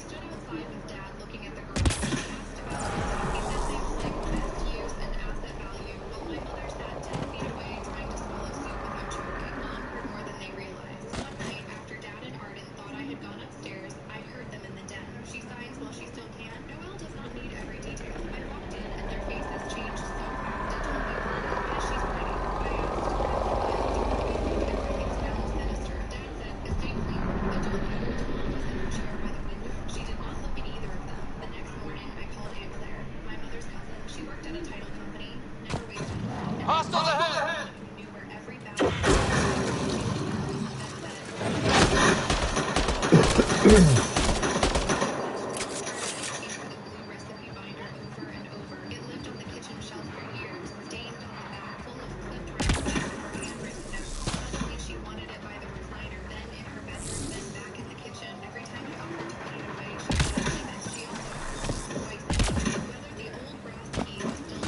Still weird to be out here on a scourge like that.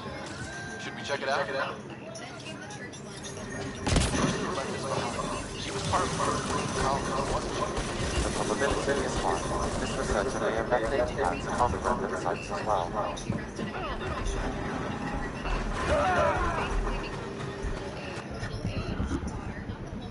Motherfucker!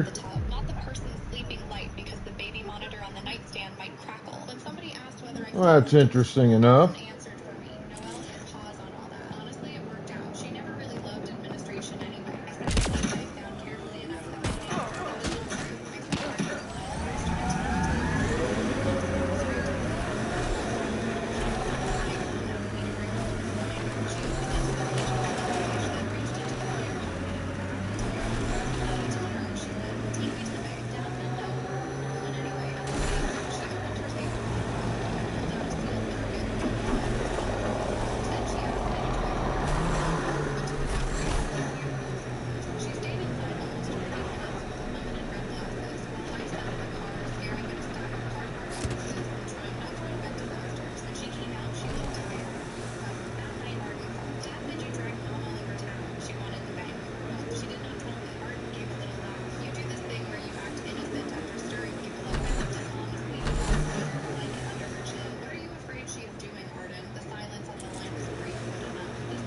about mining later. This act can be mined for resources.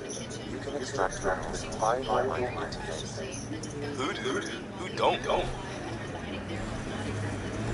So to get my happy ass where I need to go.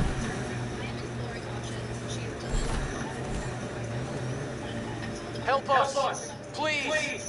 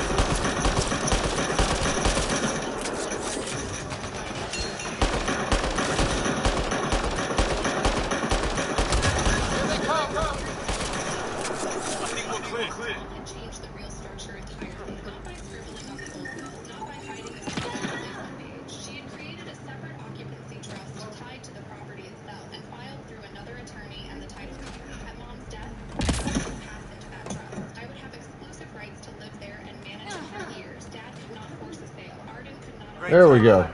Thanks for the assist. Your experiment with the remnant didn't work out. Okay, squeal. Gas brick? Yeah, best.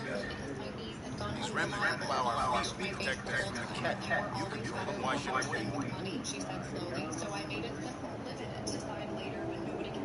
How many people need to get hurt before you stop this? Pathfinder's got a gun.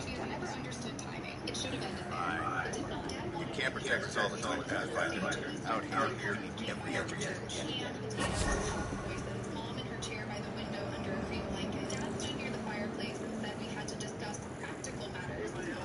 Then he looked right at me and said, Noelle has done a lot, but caregiving without judgment. Arden added, sweet as poison. Nobody is attacking you. We just do not want you making permanent claims because you got attached to the house while staying here. Got attached. Like I was a temporary guest, but confused herself. Mom lifted one finger, tiny movement, and nothing. Claire set down her coffee cup. What exactly are you warning against? She asked.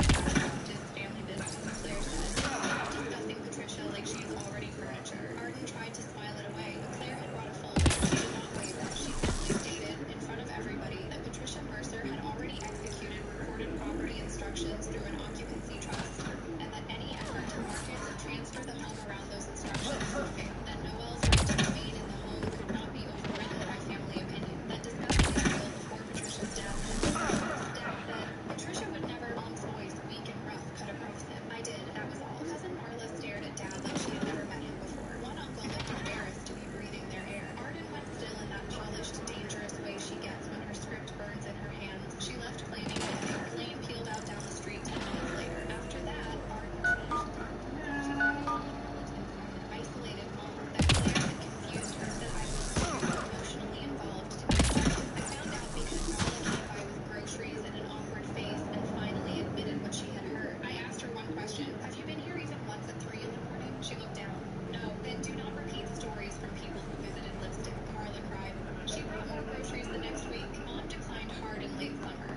Less speech, more sleep. Her breathing turned shallow and careful. During those weeks, she asked for two things over and over. The blue recipe binder and the porch light at dusk. Leave it on, she would whisper. I left it on. The night before she died, Arden came alone. No husband, no flowers, no performances. For half a second, I thought maybe grief had finally made her honest. Then she stood at the foot of Mom's bed and said, I think Claire manipulated you. Mom could barely form words.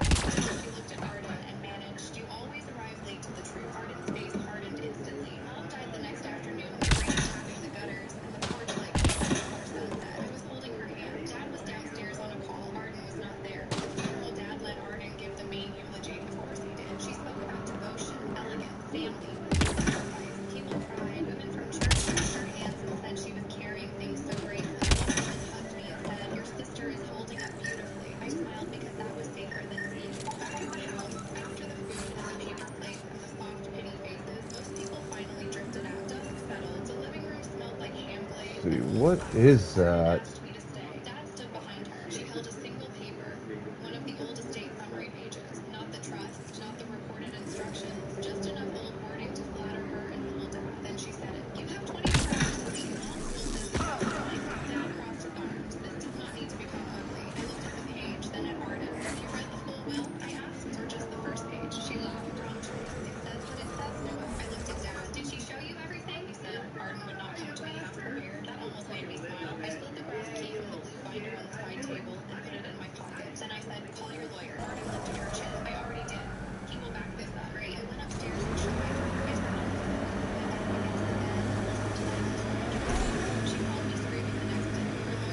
That's a level 3 hazard. Not willing to fuck with that at the moment. Waving around was legally useless by itself. The house was already bound to the trust. Dad had no control. Arden had no immediate ownership. I had the right to stay, manage, and breathe. When I answered, she did not say hello. You knew. You were told there was more. You let me humiliate myself. I looked out the window at rain moving down the glass. You did not need my help for that. She started crying, angry crying. She said Blaine had already talked to a lender. Dad had counted on the sale. They needed the equity. Then she called me what she had called me all year. Martyr? I held the phone away for a second and stared at it. Then I put it back to my ear and said, you need what I did to be vanity. If it was love, then what were you? She made it sound like she might answer. She did not. By dinner, the family group chat was on fire. Arden wrote that there had been a misunderstanding. Dad wrote that all parties should respect privacy. Then Blaine, apparently after a drink and a bad idea, wrote that I had always wanted the house. Aunt Claire answered before I could. No, Noelle wanted Patricia alive. Some of you confused that with access. That line split the whole thing open. Cousins started asking questions. When had Dad refinanced? Why had a broker been in the kitchen? Why was Blaine discussing garage plans in spring? Public shame works fast when people can smell real greed under fake greed. Dad called me that night sounding smaller than I had ever heard him. I did not know Arden and Blaine had gone that far. He was just dead silent. He had taken a second line of credit after a failed investment with a golf crowd. He thought a fast sale after Mom's death would clean it up before anyone knew. Arden knew because he told her. Believe for now. Leaving at will. All clear. Though I'll return to EOS later. 24 hours. He said my name like that could still do something. It could not. A week later, Arden came to the porch without texting. No makeup, hair tied back badly. She looked tired in a real way. I did not invite her in. She held out an envelope from her lawyer, confirming she would not challenge the trust and advising her to comply with the occupancy terms. There was a handwritten note, too. She and Blaine were in financial trouble. Dad had made promises. She had believed him because she wanted to. I stopped reading halfway through. Would you have given me 48 hours instead? I asked, her mouth twitched. Before the meeting gets started, I have bunk assignments for PB and Draft. Already put my rucksack in the kitchen. I'll hang out there if that's okay. And I'm in one of the escape pods. More my speed. That's fantastic. Welcome aboard. Any thoughts, Ryder? We're adventurers. Whatever makes the squad comfortable is okay with me. Let's talk about our success on EOS. Besides establishing our first viable outpost, we did some amazing things. We discovered the Remnant and breached their vault. And didn't get killed. Overcame radiation poisoning a number of times. Pokeballs out. Confronted by Cat at every turn. Once again, don't get killed. You guys really need to raise the bar on what you call success. Should we use the Krogan definition of success that got your homeworld nuked by your own people? Fair enough. Let's focus. Back to the task at hand. Looking forward. Exactly. Here's my only question. When do we hit that next vault? It looked active. We have to get on that. Hang on. We need to not go off the top. There are initiative priorities. The team calls the shots. Actually, the Pathfinder calls the shots, just to be clear. So what do you need from us, Ryder? Let's be kind and give each other the benefit of the doubt. Finding a home for tens of thousands in this hellscape is stressful enough without adding dysfunction. You got it, boss. If Krogan are known for one thing, it's getting along. But not humility or self-awareness.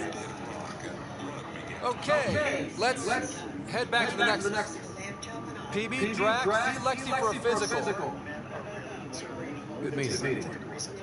Researchers at Saarland University and Phillips University in Germany launched a study in 1987. They identified over 7,000 gifted third-grade students and followed them into adulthood for 35 years. They measured their intelligence and tracked their political views. And what they found is crazy. Men with high IQ consistently reject conservative politics. Men with average to low IQ embrace conservative. Can you drop by the biolab? The cognitive complexity openness hypothesis. Here's how it works. Smarter people are more open to new experiences. They're better equipped to handle complex and new ideas. They can handle two contradictory thoughts at the same time and evaluate them separately. Conservative ideology demands they listen. They need someone to tell them what to think because thinking is hard for them. Complex ideas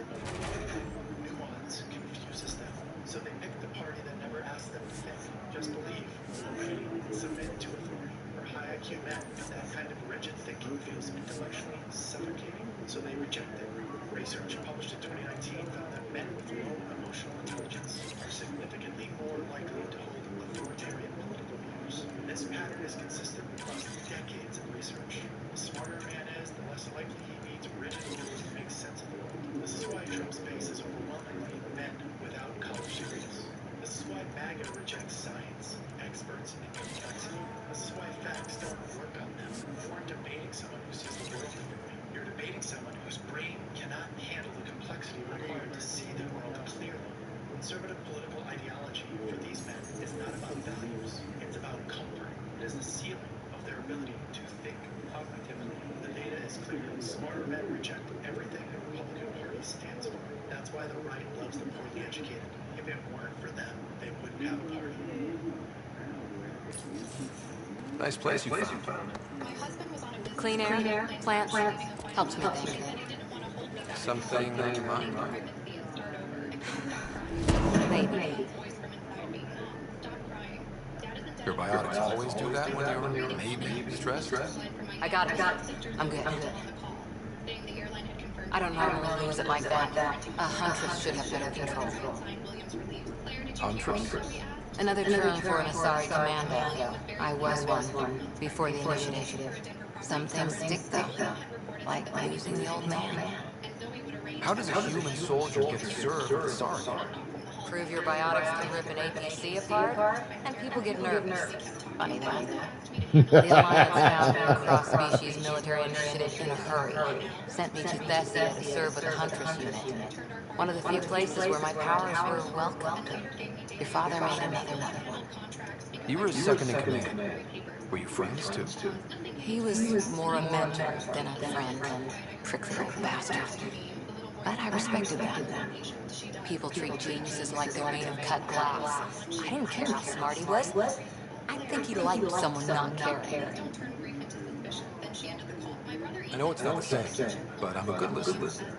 I hope you're as good at being Pathfinder. I said I wouldn't get in the way, and I meant it. But I prepped for years as your father's second. Then he chooses you?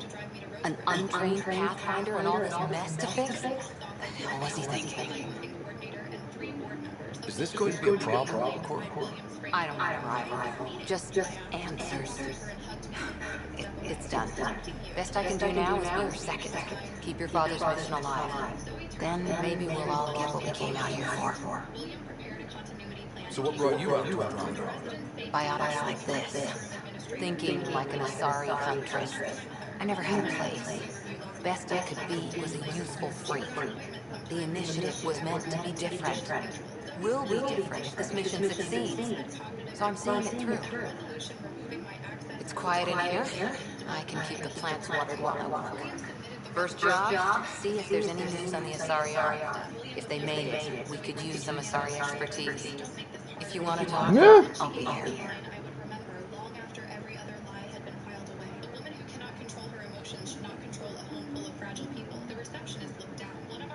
Ryder? How's the search for the Asari Army going? The Lucinia? Checking every comm that's coming in. Nothing concrete yet. What did you do while you were part of the Asari military?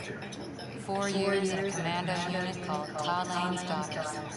Part of the Council's cross-species military integration initiative. You probably had a more exciting time defending that Arcturus relay. But we did good work. Peacekeeping is a full-time job, even in Asari space. What was your commando unit like? Janae and I were the youngsters. Tethys was our old lady sniper. Talia patched us up, and Valenza prayed between firefights. Our CO, Nasira, led us all over the Athena Nebula and beyond. A huntress's work is never done. Who'd pick a fight with the most powerful species in the galaxy? Themselves, usually. Terrorists, cults, rogue Ardot Yakshi, people demanding a withdrawal from the Citadel. The Asari were spacefaring when our Roman Empire was new. Didn't fix all their problems. Sometimes you need commandos for that. You were in the Alliance before you became a Huntress, right? What made you join up? My biotics. I was still living on my parents' cargo freighter when it manifested. Untrained biotic power on a starship means accidents, but we couldn't afford a tutor. The Alliance had implants, the training, everything. Old history now. Your turn. Remind me why you came to Andromeda. I spent years watching pioneers go through the Arcturus mass release. Off to glory, while I stayed behind. Then Dad's career collapsed. His AI research made him too toxic. I heard. Must have changed everything for your family. We needed to start over somewhere new together. Or as together as we could. So, Andromeda? None of you writers ever think small, do you? Did you come out here with anyone? Maybe someone you surfed with? I had my fun on shore leave. Nothing serious, though. Asari huntresses figure things out, but I was there for soldiering, not romance. You're not technically military. Can't get anything past you, can I? How's the search for the Asari Ark going? Nothing new. Let's stay optimistic. How's the search for the... Nothing new. Let's stay optimistic. After 4 years with Asari commandos, you must have some great war stories. Nasira assassinated a Krogan warlord with a pack of playing cards once. A pack of cards? Choking hazard, apparently. Any more commando war stories? Always liked Janae. She was only 200, and to me around, she wasn't a kid anymore. She was a biotic prodigy. I once saw her yank an AA gun right off its housing.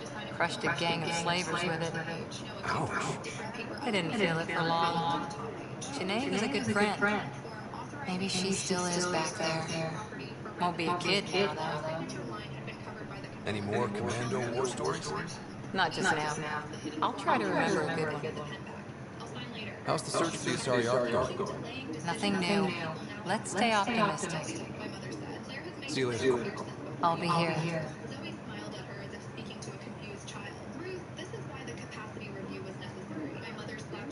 You should leave my piano and my daughter alone. Residents who had been looking at me with pity began looking at Zoe with questions, but she doubled down the next room. Rosebridge received an emergency county notice alleging missing resident trust funds, unsafe staffing ratios, and falsified overnight inspections. Until a hearing, new admissions were suspended. The complaint named me personally. If you're looking for me, I'm in the escape pod now. And had entered the records room after midnight using the All right. I gotta run to the restroom, grab some coffee. I'll be right back. Hang tight.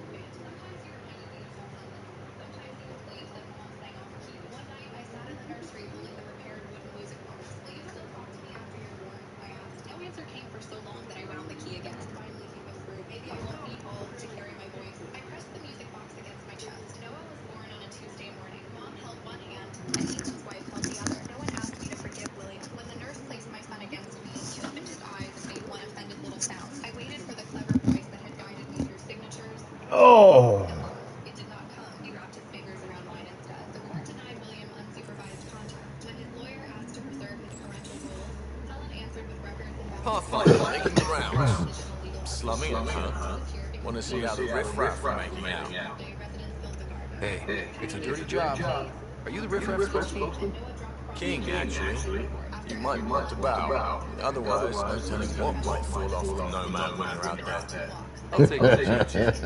Just want to see how things are going with the ship. I can coax more out of this baby than some might think, but we shouldn't go too far or push too hard between Nexus stops. For now.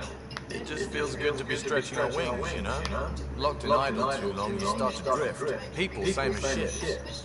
Stuck on the Nexus, gotta say, I was regretting joining the Initiative. I doubt you were the only one. Yes, but it's a new thing for me, regret. I tend to live the way I work. Kind of feel it, do it. Not a lot of close ties. No real sense of purpose. Figured maybe I'd find my true calling in Andromeda. Then I got here and oops, I just made a decision there's no turning back from. I was going nuts on that station. You can't know how jazzed I was when you showed up. Donald Trump has been in. So everyone, did you know why women? Who ate my snack? Look at me! I'm an innocent. We're exploring this cluster, eventually the galaxy. If your purpose is here, we'll find it. Then the question will be, what will I do with it? In the meantime, you just keep pointing the ship wherever you want it to go, and I'll make sure she can get there. Deal? Deal. It's not only unconstitutional, it's not only un-American, I think it is also deeply... Long time no chat. What's up? Seems like we have a good group here. Well, veteran Sylvia are my girls. Get along well, lots of mutual respect. PB's a real spark plug. I like her, but she's exhausting. And Drag's my kind of guy. Brass, takes no shit. As far as your appearance go, Doc's kind of nosy. Liam's good for a laugh or two. Cora, she's a bit by the book for me. Need somebody to keep the zoo in check. Zoo? You calling me an animal? Can I be a mongoose? They're like cool cobra killers. No, wait. How about a crow? Smart, irreverent, obnoxious. That's it. I'll take it. I like him. What about Cal? He's a pilot. Which means he flies the ship. We're leaving it at that then? Does a Pathfinder know what to do with a dead end? I hear we have you to thank for getting the Tempest space ready so quickly. Vetra brings her impossible feats to me. I was itching to get this particular call. Capital R ready. Don't tell her, but the truth is, I fudge reports to come in early, then we must ask a secret to make up for it. Expands the guild legend. Plus, I convey calm and assurance, and the whole team relaxes, which helps them do their jobs better.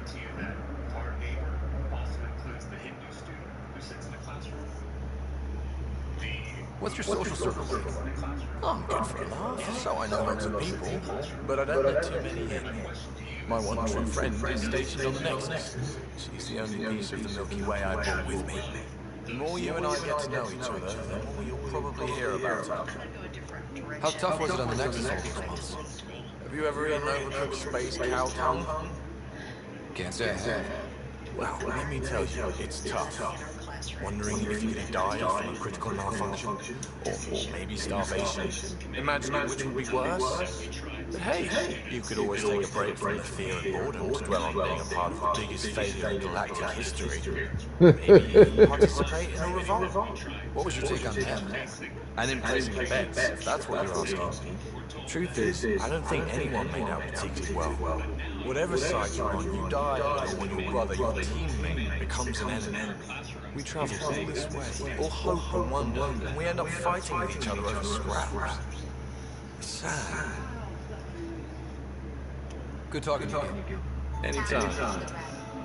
My husband hid a camera in our bedroom, faked a birth plan to deny me pain relief, and did the unspeakable to me while I was in labor. When I begged him to stop, he smiled and said, "This is what real wives do." I did not make a sound. That was 19 months ago. Today, his parents act like he does not exist. The first lie was not the camera. The first lie was the folder. Theo handed it to the admitting nurse before I could even sit down in the wheelchair. My contractions were so close together, I had to bite my sleeve to keep from crying out. The nurse asked if I wanted medication, and I nodded before she finished the sentence. Theo smiled. Oh, hey, Pathfinder.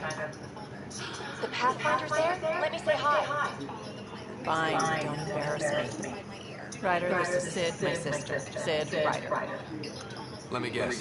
Little sister? Who are you calling little? Look, gotta go. Wait, Ryder, I just wanted to know. So I know it feels like I just jumped aboard your ship without explanation.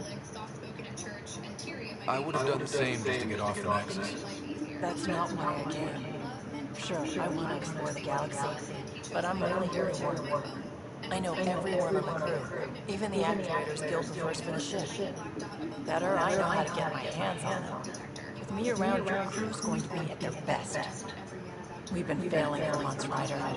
Now that we have you, we have a chance out here. Wow, that's some laser focus. Yeah? Is it too much? Some people get intimidated. We need that sort of drive. I just hope I can keep up. You'll keep up. And I promise I won't tell if you don't. I should track down anything for kills actuators, back channels, you know. We'll chat later?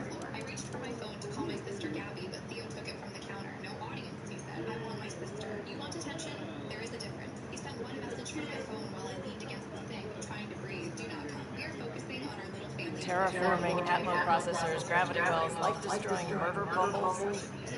We really had no idea what Helios was about, did we?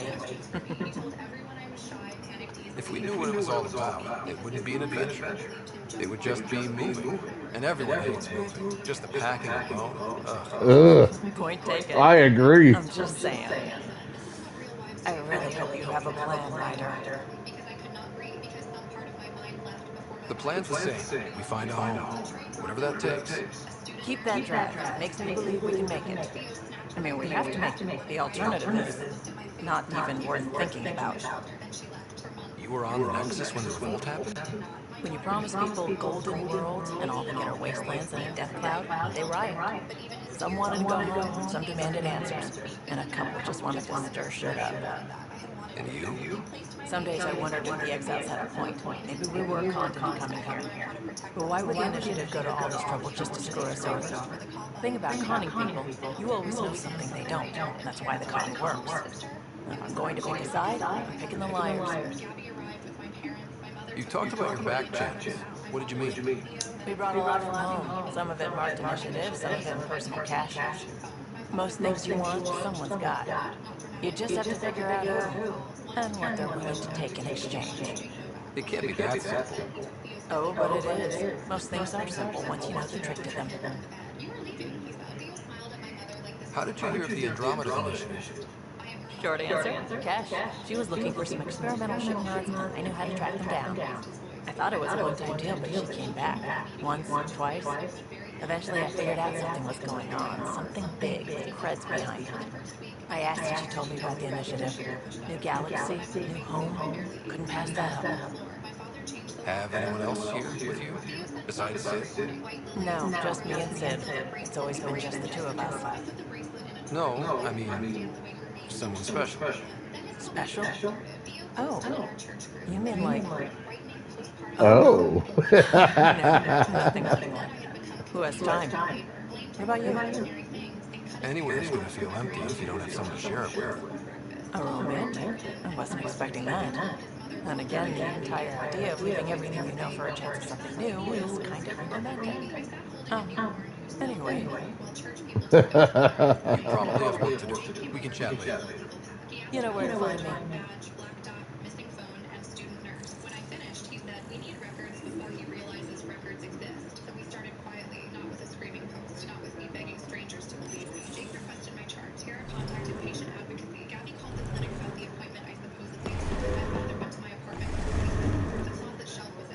Pathfinder, helmet something? I know, not exactly standard. Gotta make the space comfortable. Plus, the fabric refuses to charge for a long point. Not giving up a 6% boost, right? Right. What? Never mind. BS for the requisition. So, finally time for that beer? And after 2 years and a dozen suspensions, that's a collateral promotion out of force. Being a cop just didn't fit. A crisis response? Digging people out of trouble. That worked. I bet Hustle followed you into your peace actions. Think about your life these much? Tell me about your heavy urban search during war. Earth's contribution to a multi-species disaster response. HUST-1, but Hustle was much better than that. All civilians, tired vets, or shits like me. I was fiercely feared. Tastes better just thinking about the others. I wanted adventure and mystery at the edge of known space. There was so much to see. Seems like a long time ago. 600 years, give or take. So, Pathfinder. Why Andromeda? That what? That what? I hoped my Alliance career would lead to adventure, exploring, hunting dangers in the dark. Didn't happen. Couldn't. But here, everything's new, and I want to see it all. Ah, I don't hear idealist a lot. Everyone's seen. Back at you, Costa. Why'd you come? I want to say I'm running from my past, not really running from myself. That'd be a great story. But it's bullshit. I had family and friends, a good enough job, nothing was wrong. I just heard about the initiative and I believed in it. I believed in it in the beginning. Still do. I have to. We're in it. I took it off before we reached the car. For a while, the order helped, but reputation has long legs. Church women sent devotionals about forgiveness. My employer asked for a doctor's note because Theo... If it all goes wrong, it could feel like you left for no reason. I know one. A bad start can't change that. I won't let it. In crisis response, I focus on essentials. That's you and this team. Pathfinder leads the planet needs to be. You've got your part covered. You got this. I'll do my damnedest to help with the rest.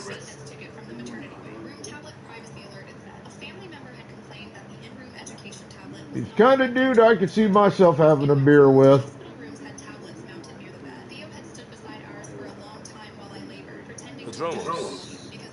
Prodromos. Sounds good, doesn't it? We started Pathfinder. A new life. That is goddamn brilliant. Just wondering what you think of how I'm doing the job. I'm committed to the initiative. You're Pathfinder. It's as simple as it gets. We barely covered how you joined. Tell me something about yourself. Alright, I was a bad student, piss poor cop, great responder. Had a good life, but it Football's out. I wasn't going to start over. I wanted to start big. You were a cop, then crisis response. Couldn't have been long in either. Didn't have the patience for law, so I figured enforcement. Dad knew it didn't fit before I did. But it got me into hustle. They mostly take vets for retired service. Best years of my life. You found your place. Not everyone gets that. I knew it. Glad for it every day. And that led me here. Tell me about your family. I missed the hell out of them. Some nights you just cry, right? That's the thing everyone knows. Mom, Joe, Dad, Calvin, both lawyers. Met on the city to help settle them out. No brothers or sisters. That might have been too much to ask. It was traditional. How about you? Life with my family was not typical on a number of fronts. You may do though, right? Family has to. I know mine did. I said goodbye to my mom and dad and got on a ship to Andromeda. We'll talk later. I know it.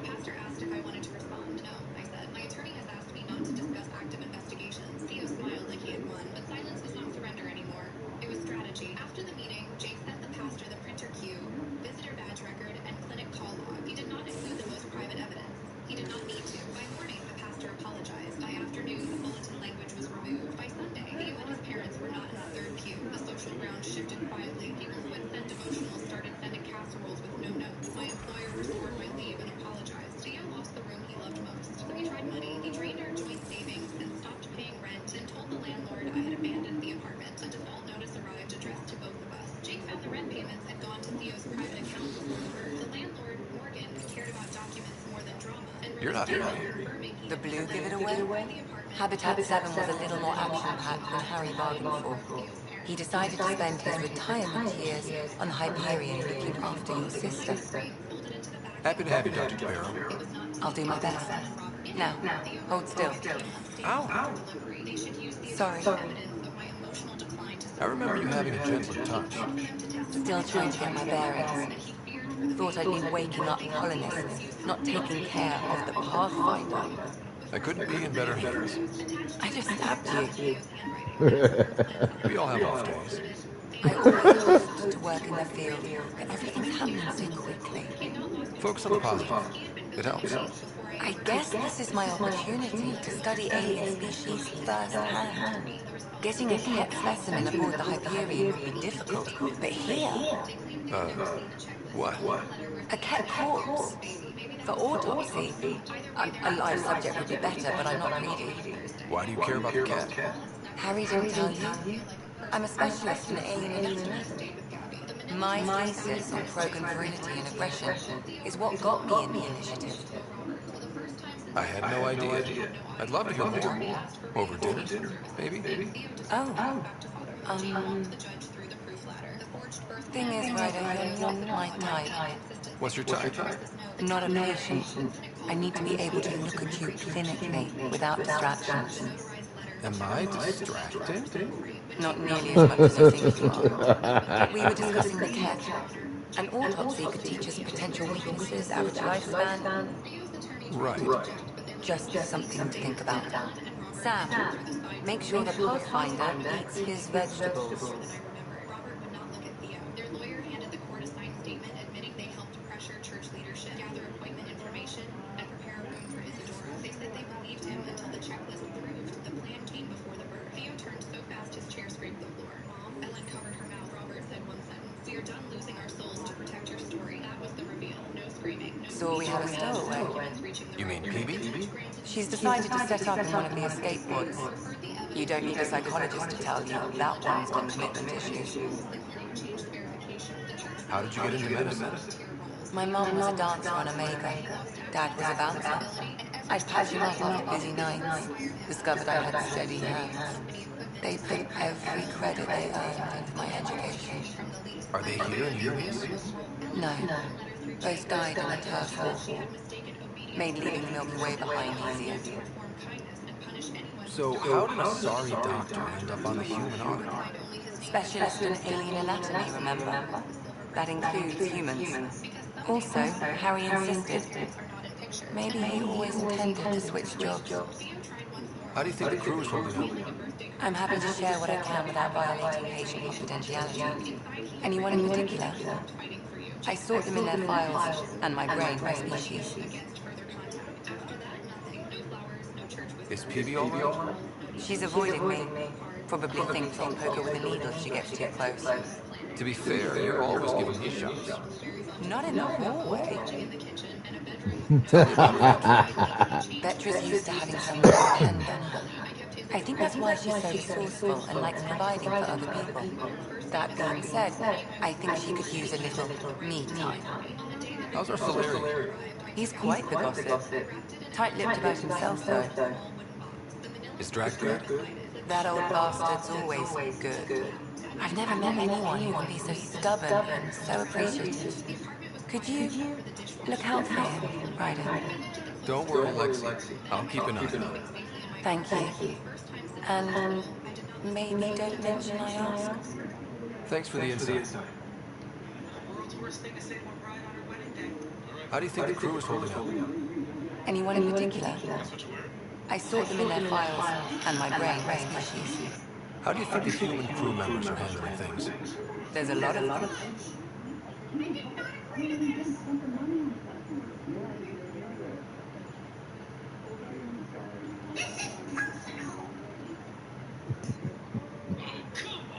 How's Cora doing? She's processing. Your father was her mentor. She expected to follow in his footsteps, but he gave the role of Pathfinder to you. Just because she trusts his judgment doesn't mean she's not confused. Or hurt. Gil? Gil likes to use humor as a defensive technique. He'd rather bury himself in the Nomad than tackle emotions head-on. Suvi okay? She's remarkably adaptive and kind of jealous. How's Liam? A handful. Every time I patch him up, he breaks something new. Liam's we can't lose attitude is commendable. But I worry how he'll react when something does go wrong. Thanks for the insight. How long have you and Harry been friends? I remember when he wouldn't complain about arthritis. We met at a medical convention on the Citadel. He was moderating a panel on neurosurgery in low-gravity environments. His name card was crooked, but he was so damn confident, I knew we'd be friends. How do you think the crew is holding up? I'm happy to... Anyone in particular? I sort them in their files, and my brain by species. Why do you sort them that way? Just easier for me to see patterns in behavior. Thanks for the insight. I'll let you get... I'll be here if you need me.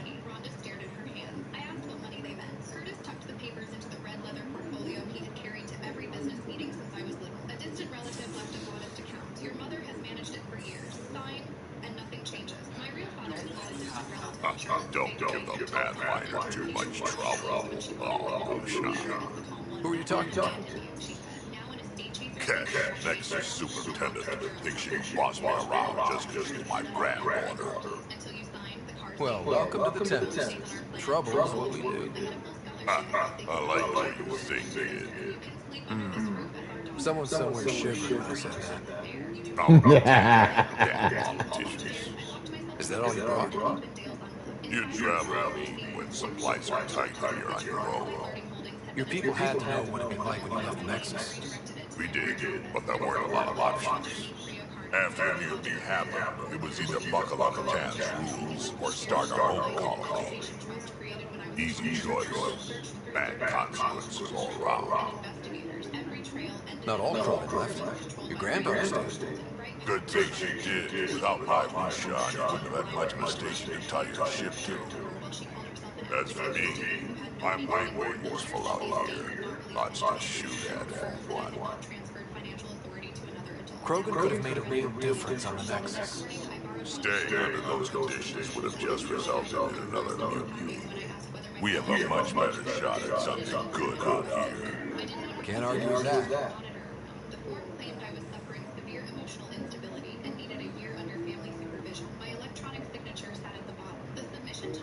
Right. You meet Spender yet? Colonial Affairs, the ass and assistant director. Got no idea why Madison keeps him around. Spender lied to Krogan during the uprising. He's headed out for cash ever since. He's up to something. I just can't prove it. We should pay him a visit on the Nexus. Oh, I plan to. He's a piece of shit. Got any stories or advice to share? Doesn't hijack scratch his butt.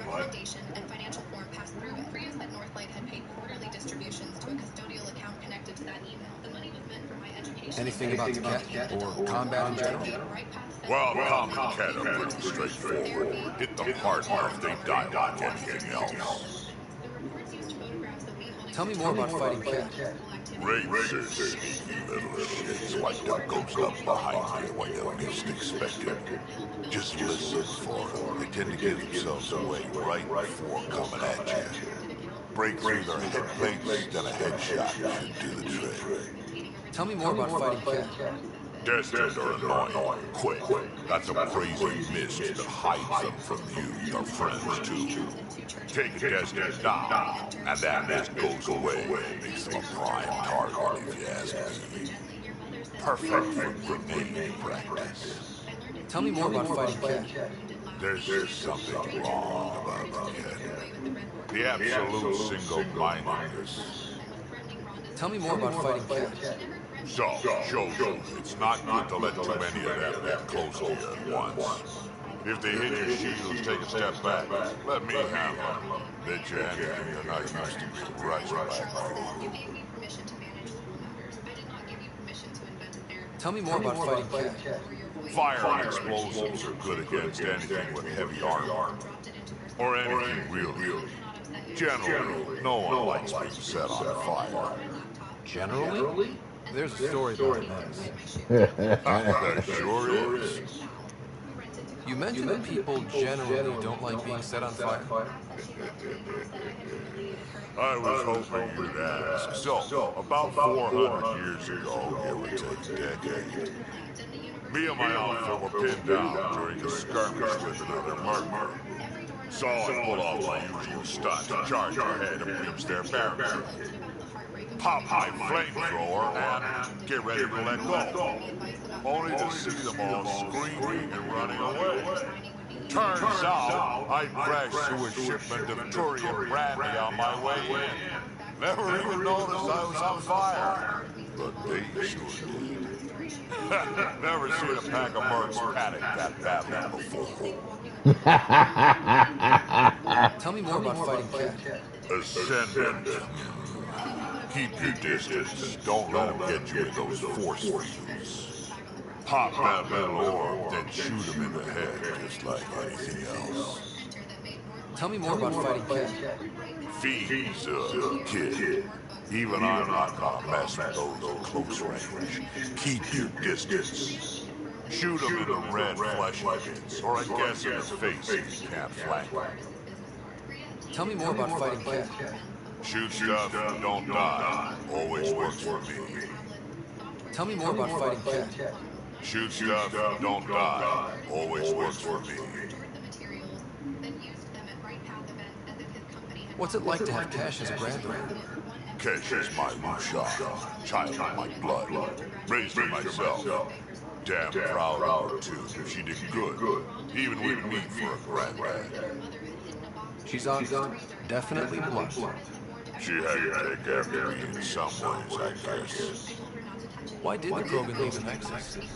The Nexus got us Krogan to stop the mutiny.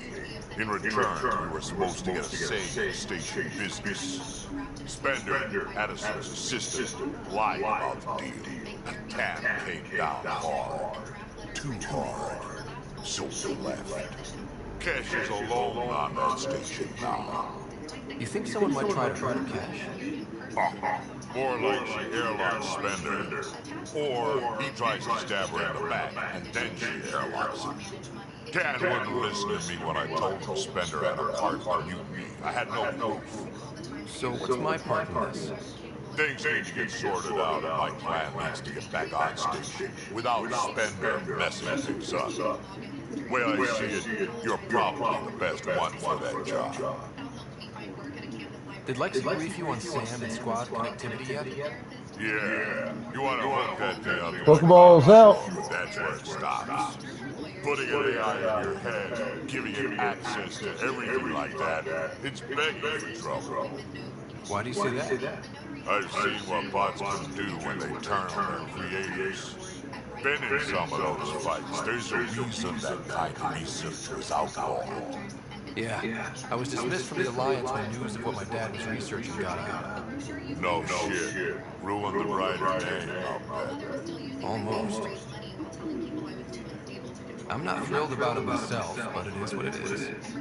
Just make sure you can't unshackle itself. There'll be hell to pay if that happens. I'd like to know more about... Fire away. So, about all this combat experience you have, I'd love some details.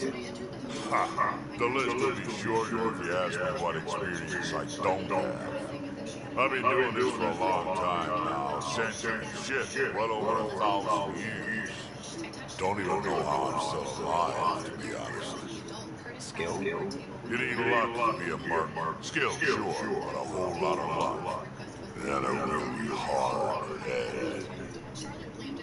How did you invent from it? That's right. My father brought you into the project pretty late. Must have been a pretty steep learning curve since they thought you out. You could say that. You make do with what you get. Anyway, I met Vetra back when we were building the Nexus. She swiped supplies I was trying to get from Kesh right under my nose. I tried to intimidate her into turning them over to me, and let me tell you, that Turian takes shit from no one. She really has a way of getting things done. She sure does. But here's the best part.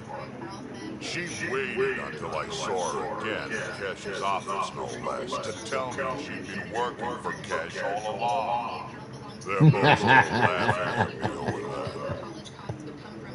Tell me more about the Krogan colony.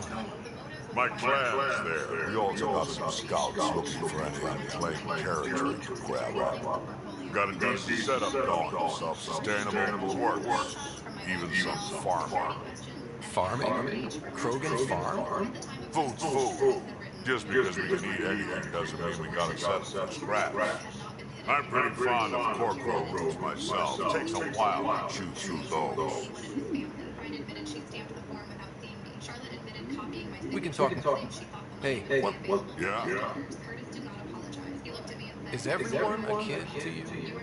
When you get to be my age, yeah, pretty much. Before the meeting ended, Bright Path's accounts were frozen for an audit. Donors demanded a review of every scholarship file the company had handled, trying to render her notary commission.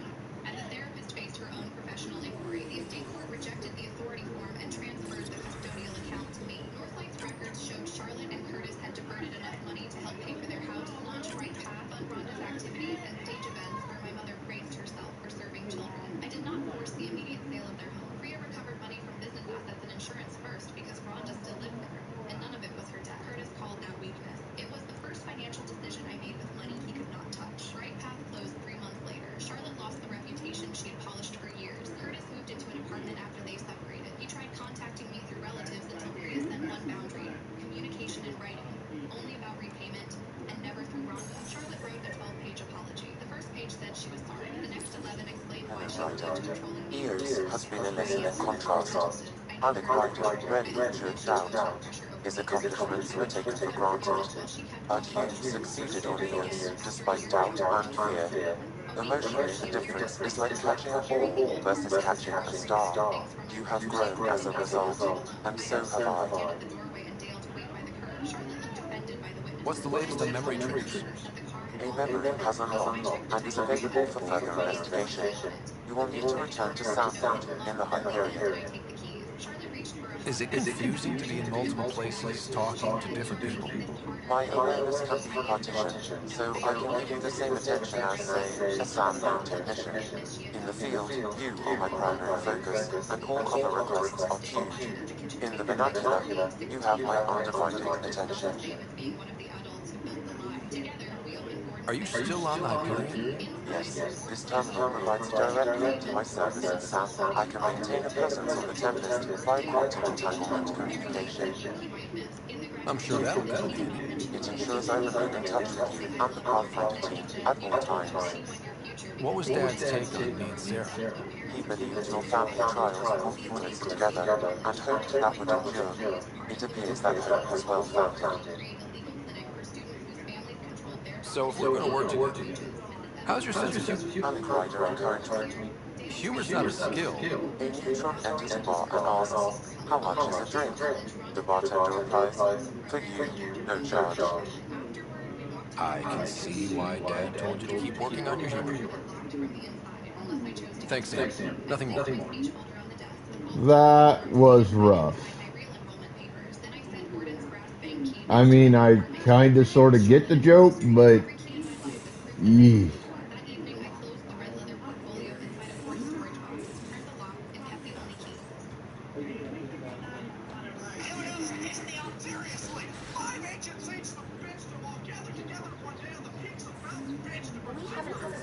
You're setting up in here, huh? Yeah, I'm going through what we got out of that vault. If I can crack this data storage box, it'll help with a personal project back on the Nexus. This is a nice, out-of-the-way place where I can tinker, and I can sleep anywhere. It's not exactly homey, but I like that fact. Not really looking for a home. Oh, but I will help you find out a home. While I'm with you, at least. Does your brain ever take a breath? Sorry, not really. Even my dreams are in time-lapse. I get it. You want to know who's on your ship, so you're here to figure out what makes me tick, right? Something like that? Sure. Well, I was born in a log cabin on rural Haitian. Just simple, but loving parents. Just trying to... I look forward, not backward. Why snooze through my life story? Get to know me out in the field, while we're uncovering the mysteries of this galaxy. That's why I'm here. Got tired of yawning back home.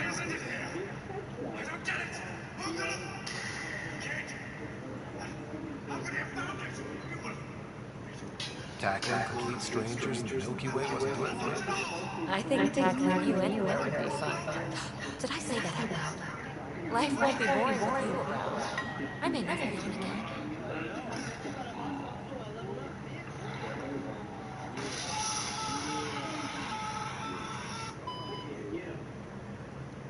Maybe you just needed more sleep. We were out for 600 years. A special someone made the trip with me, and she woke up a different person. I've slept enough. Ryder, the Milky Way was so... been there, done that. Even if I hadn't, someone had. If there's one thing you should know about me, it's that I live for the unknown. But you called me, so you should know my name.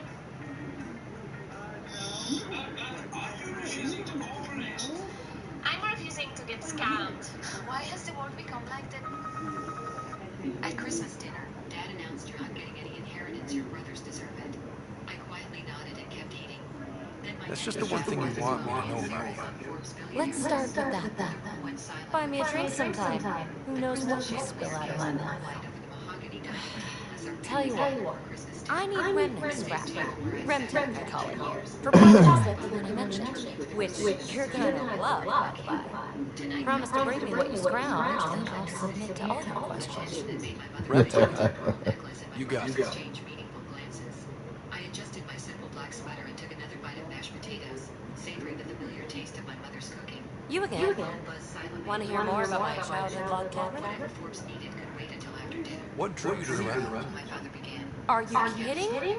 It's evidence of a sophisticated species no one knows anything about. It doesn't get more intriguing than that. There's so much to discover. I wanted the first to figure them out. And the tech, it's on a different scale. If we can appropriate it, who knows what advances we'll make. You mentioned you came to Andromeda with someone.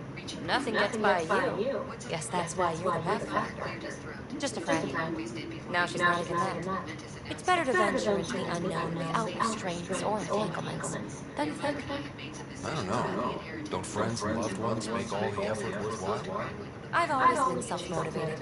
Don't need much more than curiosity to drive me forward. What was it like for you in Nexus? Well, I wasn't supposed to be woken up yet. That ex-friend I mentioned, my accomplice, she finagled my doors. So I kind of lived off the grid. Snuck around, bullshitted my way onto excursions off station. After I found my first remnant ruin, I started, borrowing shuttles. After that, I didn't spend much time on the Nexus. I even missed most of the revolt. What does someone have to do to get you for Not much at all. But I get a little extra jolt when I'm asking for real. So just be yourself and flirt will flow. You really won't tell me what you're working with? That's right. Next question. So how do you like it? Interesting bunch. I get a good feeling from Petra. Not your typical military-minded Turian. Liam seems a lively one. I expect he'll surprise me. Drac is, well, old. Wonder if he can still my new tricks. What about Gil's max complication. Might take some unraveling. Cal and Subi seem busy. I hope they aren't all work. Who's left? Well, there's... Oh, right, Cora. What's her deal? Is she as prim and proper as she comes across? Oh, is it my turn to talk? Sorry. Yeah, I should work on my motor. You might find that people reveal themselves more freely if you give them a chance. Cora included. Really good advice. There's also Lexi, our doctor. She's in a sorry. Oh, I'll get around to her. All in all, seems like a decent bunch. You're off the hook, baby. Good luck with the project. Thanks. Don't be a stranger. That sounds like a wonderful investment. I managed keeping my voice steady. Young Jake, my nephew, looked up from his phone with confusion. Wait, isn't that the building? Glad you stopped by. You'll pardon me if I keep an eye on our vector. That's probably smart. Nothing like being on the bridge of your very own ship, is there? I could stand here and drink in that view all day. When I was test piloting the ship back home, I often did. Of course, it took a whole team to build the Tempest. I was the only one to come to Helios, though. Why did you? What can I say? We poured our hearts into a ship that wouldn't realize her potential until Andromeda. I could have stood on the shore and waved goodbye, or took the leap to see how it all turned out. I get it. Like leading a good story half finished. The team liked where one of us was going. It felt right after all we went through. I remember Serena debugging line 2281 over and over, chewing that green pencil. Tion and O'Connell arguing equations, tapping on the console, 3 drips of coffee on the corner. You remember all that? Oh, yes. Solarians have photographic memories, and apparently mine's unusually sharp. Like my past is still happening. Though I suppose with the Solarian arm missing, you might not get many chances to compare. Did you hear anything about the Ark back at the Nexus? Not a peep. Isn't that strange? You'd think there'd be something. Not that I dislike your company, but it's lonely without other Solarians. Cheer up, Carlo. We'll always have Director 10. That snide little bureaucrat? All the more reason to find the others. Thank you. I was afraid the Tempest would be mothballed after we lost your father. We built her for this. She deserves to be in a Pathfinder's hands. Please, come by anytime. Forbes just published their updated billionaire list for this year. What can I do for you? But I noticed Tommy staring at his phone with a If you helped to build the Tempest, you must know plenty about it. Just about everything. By memory, it was quite the effort to get her working. The initiative needed absolutely up-to-date technology, which we all had to coordinate, and some of it was rather tricky to acquire. Acquire? But legally and above board, of course. Yes. Sadly, the other Pathfinder vessels were lost when the Scourge hit the Nexus. The Tempest is truly unique. You know, I haven't actually met many Solarians. Careful. Depending who you ask, we're conniving spies, genius researchers, or meddling scientists. We have to pack a lot of living into 40-odd years. Everything gets accelerated, lines blur. I just hope we don't repeat our old mistakes out here. What do you think of the rest of them? Well, I can't talk about Sophie. She's sitting right there. I'm not listening. You can say whatever you like. Oh, no. I'm not falling for that again. What do you think of the rest of them? I'll admit it. Gil's rather irritating. He insists on redesigning systems rather than maintaining them. He likes to do things his way. That doesn't make it the right way. What do you think of the rest of them? Liam's quite fun. Not many humans have that kind of energy. I probably shouldn't have told him there are secret compartments in the armory, though. He's been looking all day. What do you think of the rest of them? Dr. Balls out. Nice and quiet. It must be very different here, compared to the Hyperion. Fewer people in stasis shock. Let's keep it that way. What do you think of the rest of them? Given Drax's history with Solarians, it's probably better I just stay out of his way. Too bad. That Grundian roast he makes smells delicious. What do you think of the rest of them? I like PB, but I really hope she doesn't lean on the escape pod's manual release by accident. Is that easy to do? It's an escape pod. If it's difficult to use, you're doing it wrong. He's not fucking wrong. What do you think of the rest of them? Vetra's very kind. She actually got hold of some dried seaweed snacks for me. Said I needed eating up. What do you think of the rest of them? I don't talk to Cora much. She always seems so busy. There are things I'd like to ask her about your father, but it never seems like a good time. What do you think of the rest of them? No. If I gossip anymore, I'll get in trouble. Tell me something else about the ship. Her engine's based on the Ark's Odyssey drive, which got us through dark space. The core takes the static electricity it generates and stores it into capacitors. We basically make our own power supply. It took Serena and Tion weeks to get it working on a smaller ship. And a few electrical shocks. Tell me something else about the ship. Our aerospace engineer was Tianada Basmore, a Quarian fellow, and absolutely fearless. Once, some Omega scrap dealer pulled the "we don't sell to Quarians" nonsense. Tion found a workaround. He glued the memory foam to his environmental suit. Then, during the negotiations, leaned against the drive core he wanted. Very casual. It made a perfect mold of the components, and the scrap dealer was none the wiser. Tell me something else about the ship. The glass on board? It's actually a clear oxide and nanofiber compound. It bends rather than shattering. How tough is it? We're only an arm's length away from hard vacuum. Our testing involved 3 drunk Krogan sledgehammers and a C-sec battering ram. It's sturdy. Jesus.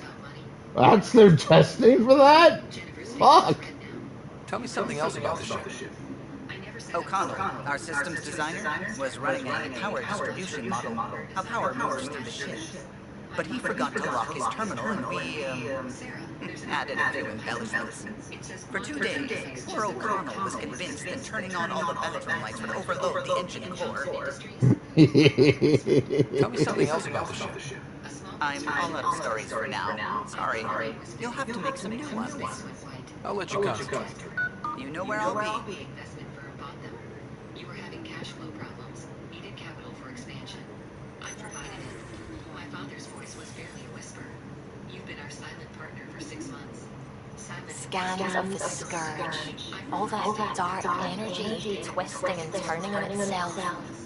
It's splendid. I suppose it is a rather darkly beautiful phenomenon. Darkly beautiful. I like that. Alias is incredible, Phenomena. isn't it? Not just constructs like the Scourge and the Remnant Vaults. Just all of it. It's so alien.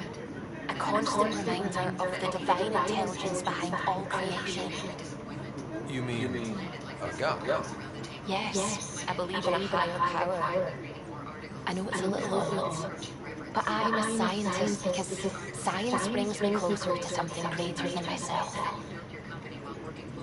There's something about coming face to face with something wondrous that makes you want to believe.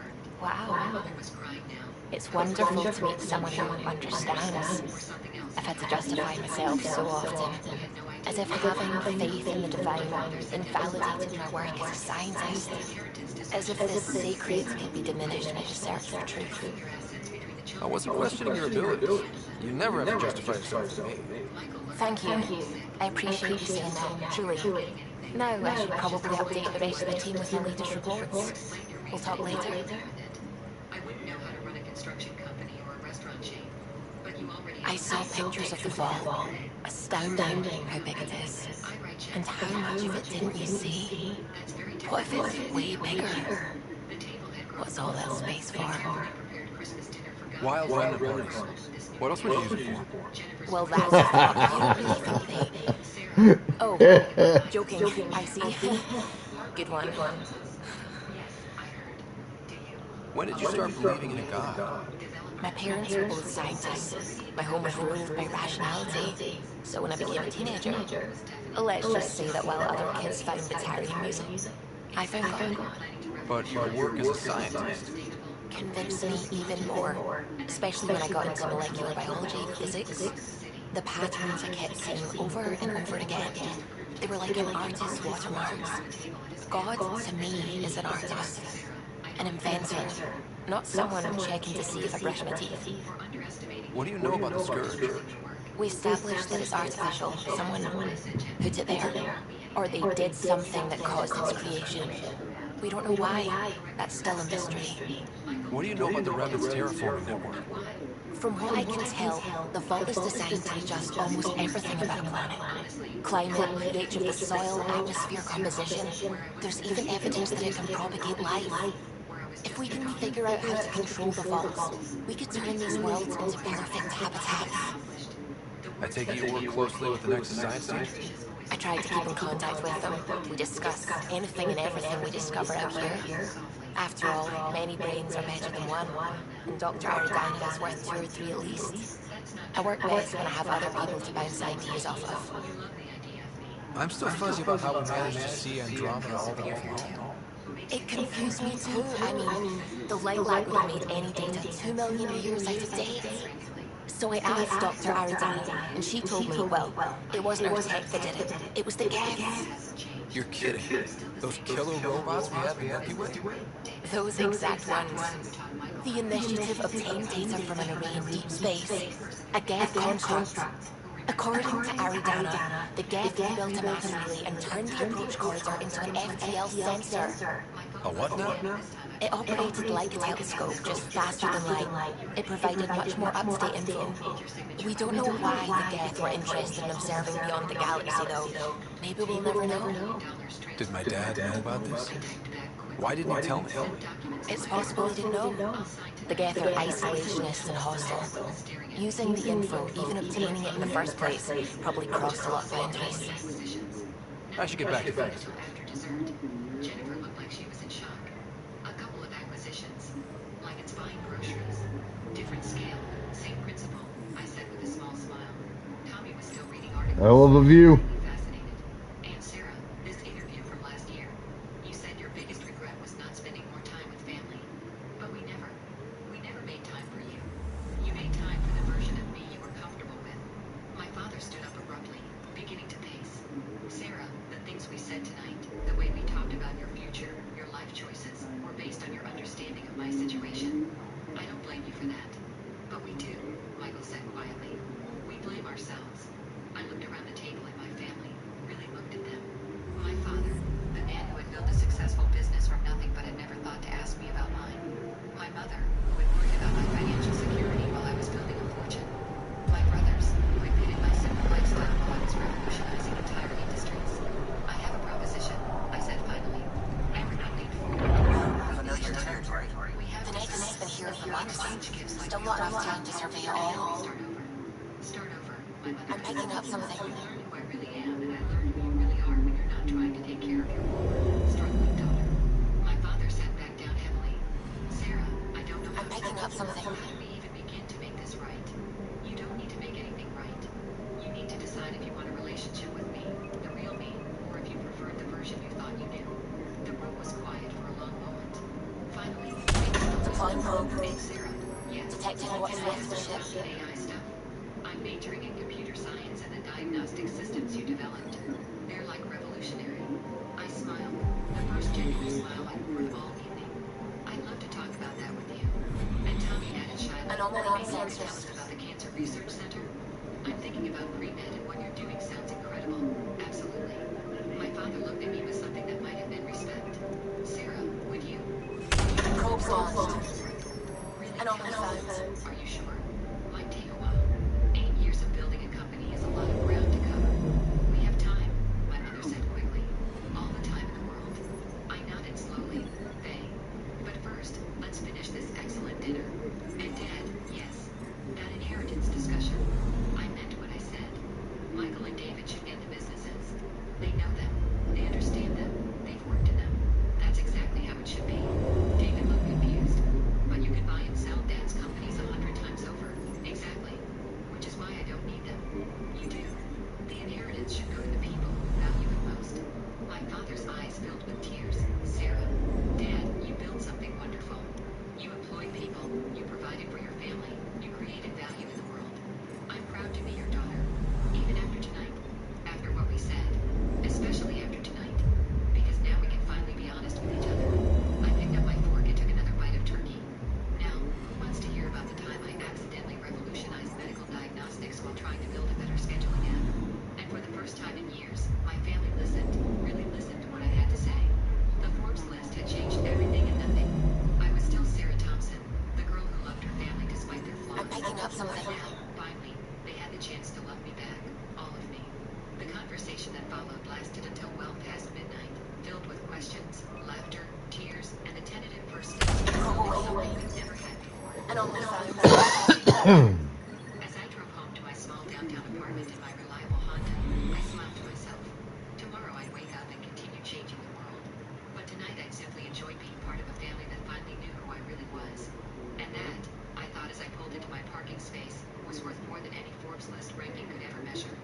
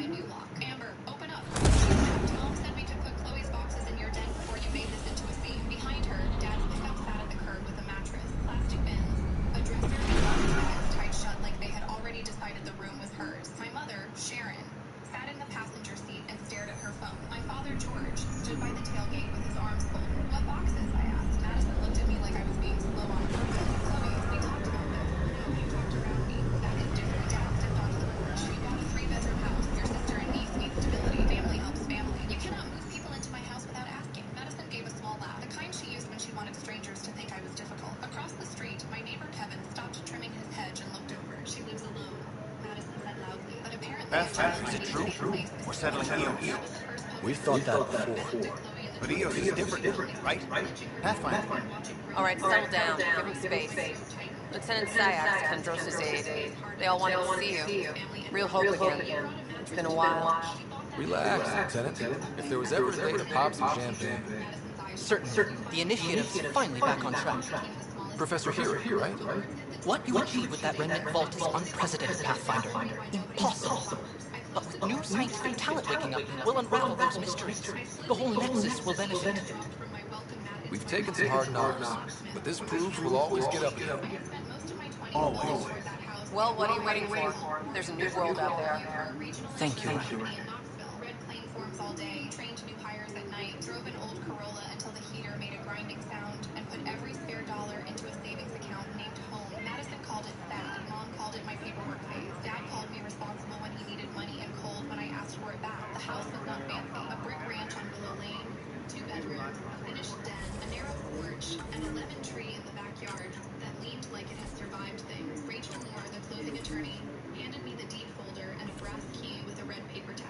I drove to my parents' place that night because I still wanted my mother to look at the papers and say she was proud. Instead, Madison asked how big the den was. Dad asked the price. Mom said, well, that is a lot of space for one person. I thought she meant it casually. A week later, they arrived with the truck. After I changed the lock, the messages started. Mom wrote, your sister is crying. Chloe asked why your neighbor in here. Madison wrote, you really chose an empty room over your niece. Dad wrote, think carefully about what you are doing to this family. I sat on the kitchen floor with the red tag key in my palm and fought the old reflex to fix everyone's feelings. Then I typed one sentence to Madison. Do not use your child to get access to my home. She replied, wow, you really are heartless. By the next morning, Mom had posted a picture of Chloe beside stacked boxes. The caption said, some people forget where they came from the second they get a blessing. She did not name me. She did not have to. By lunch, my Aunt Diane had messaged that she hoped I was not letting pride block a child from shelter. A cousin sent a praying emoji. Madison shared Mom's post with a broken heart. Pokeballs out. You made it sound like I threw Chloe into the street, Mom sighed. I posted about family values. Madison showed up without permission. She was embarrassed to ask because you make people feel small. I have paid her car insurance twice, and you always remember it, don't you? I pressed my forehead against the steering wheel. That was Mom's talent. She could take my help, spend it, and call the receipt arrogant. When I got back inside, Priya from accounting was waiting near my desk with my lunch bag. You look like someone who moved the ground, she said. I told her enough.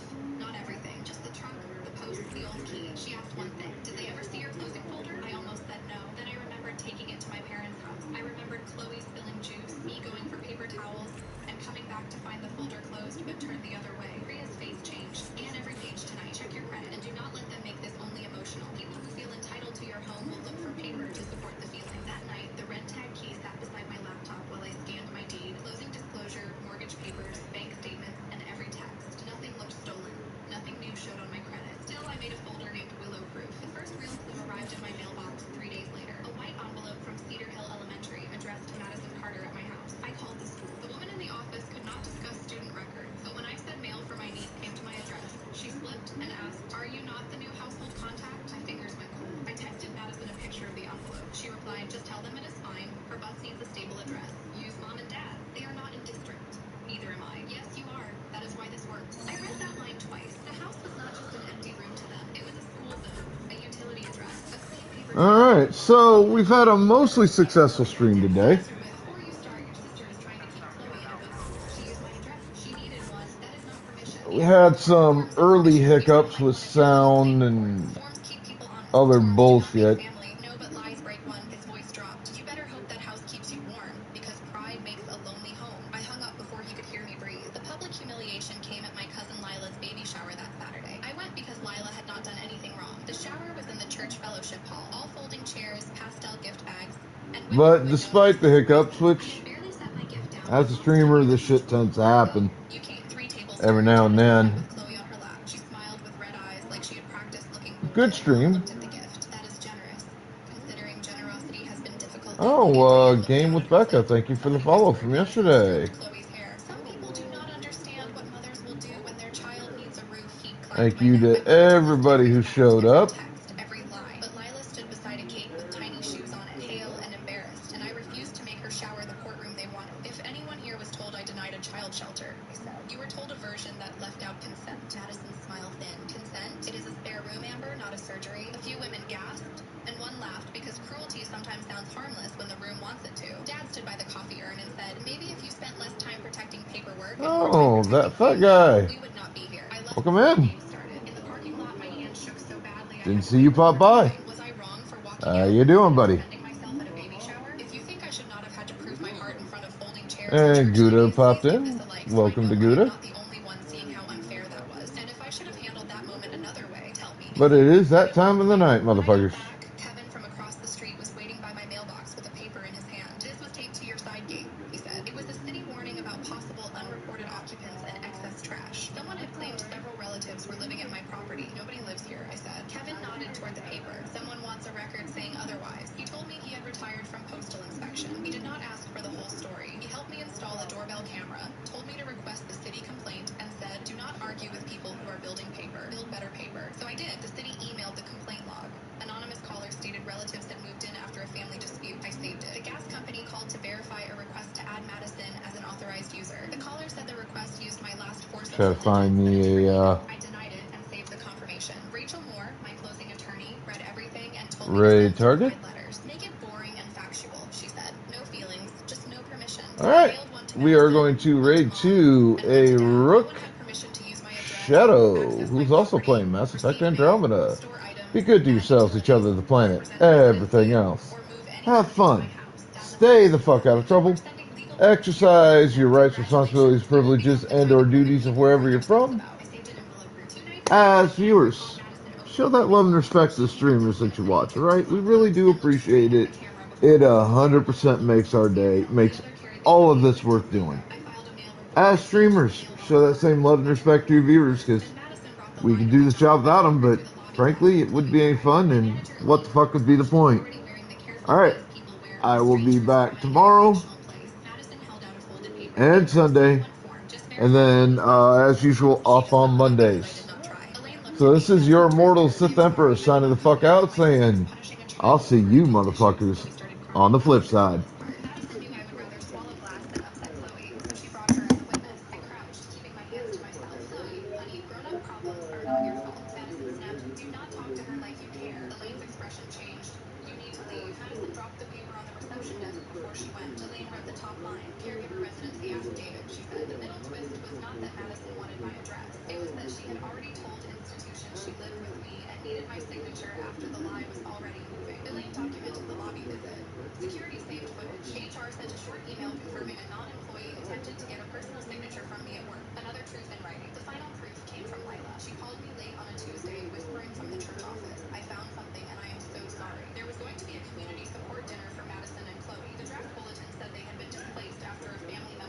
Temporary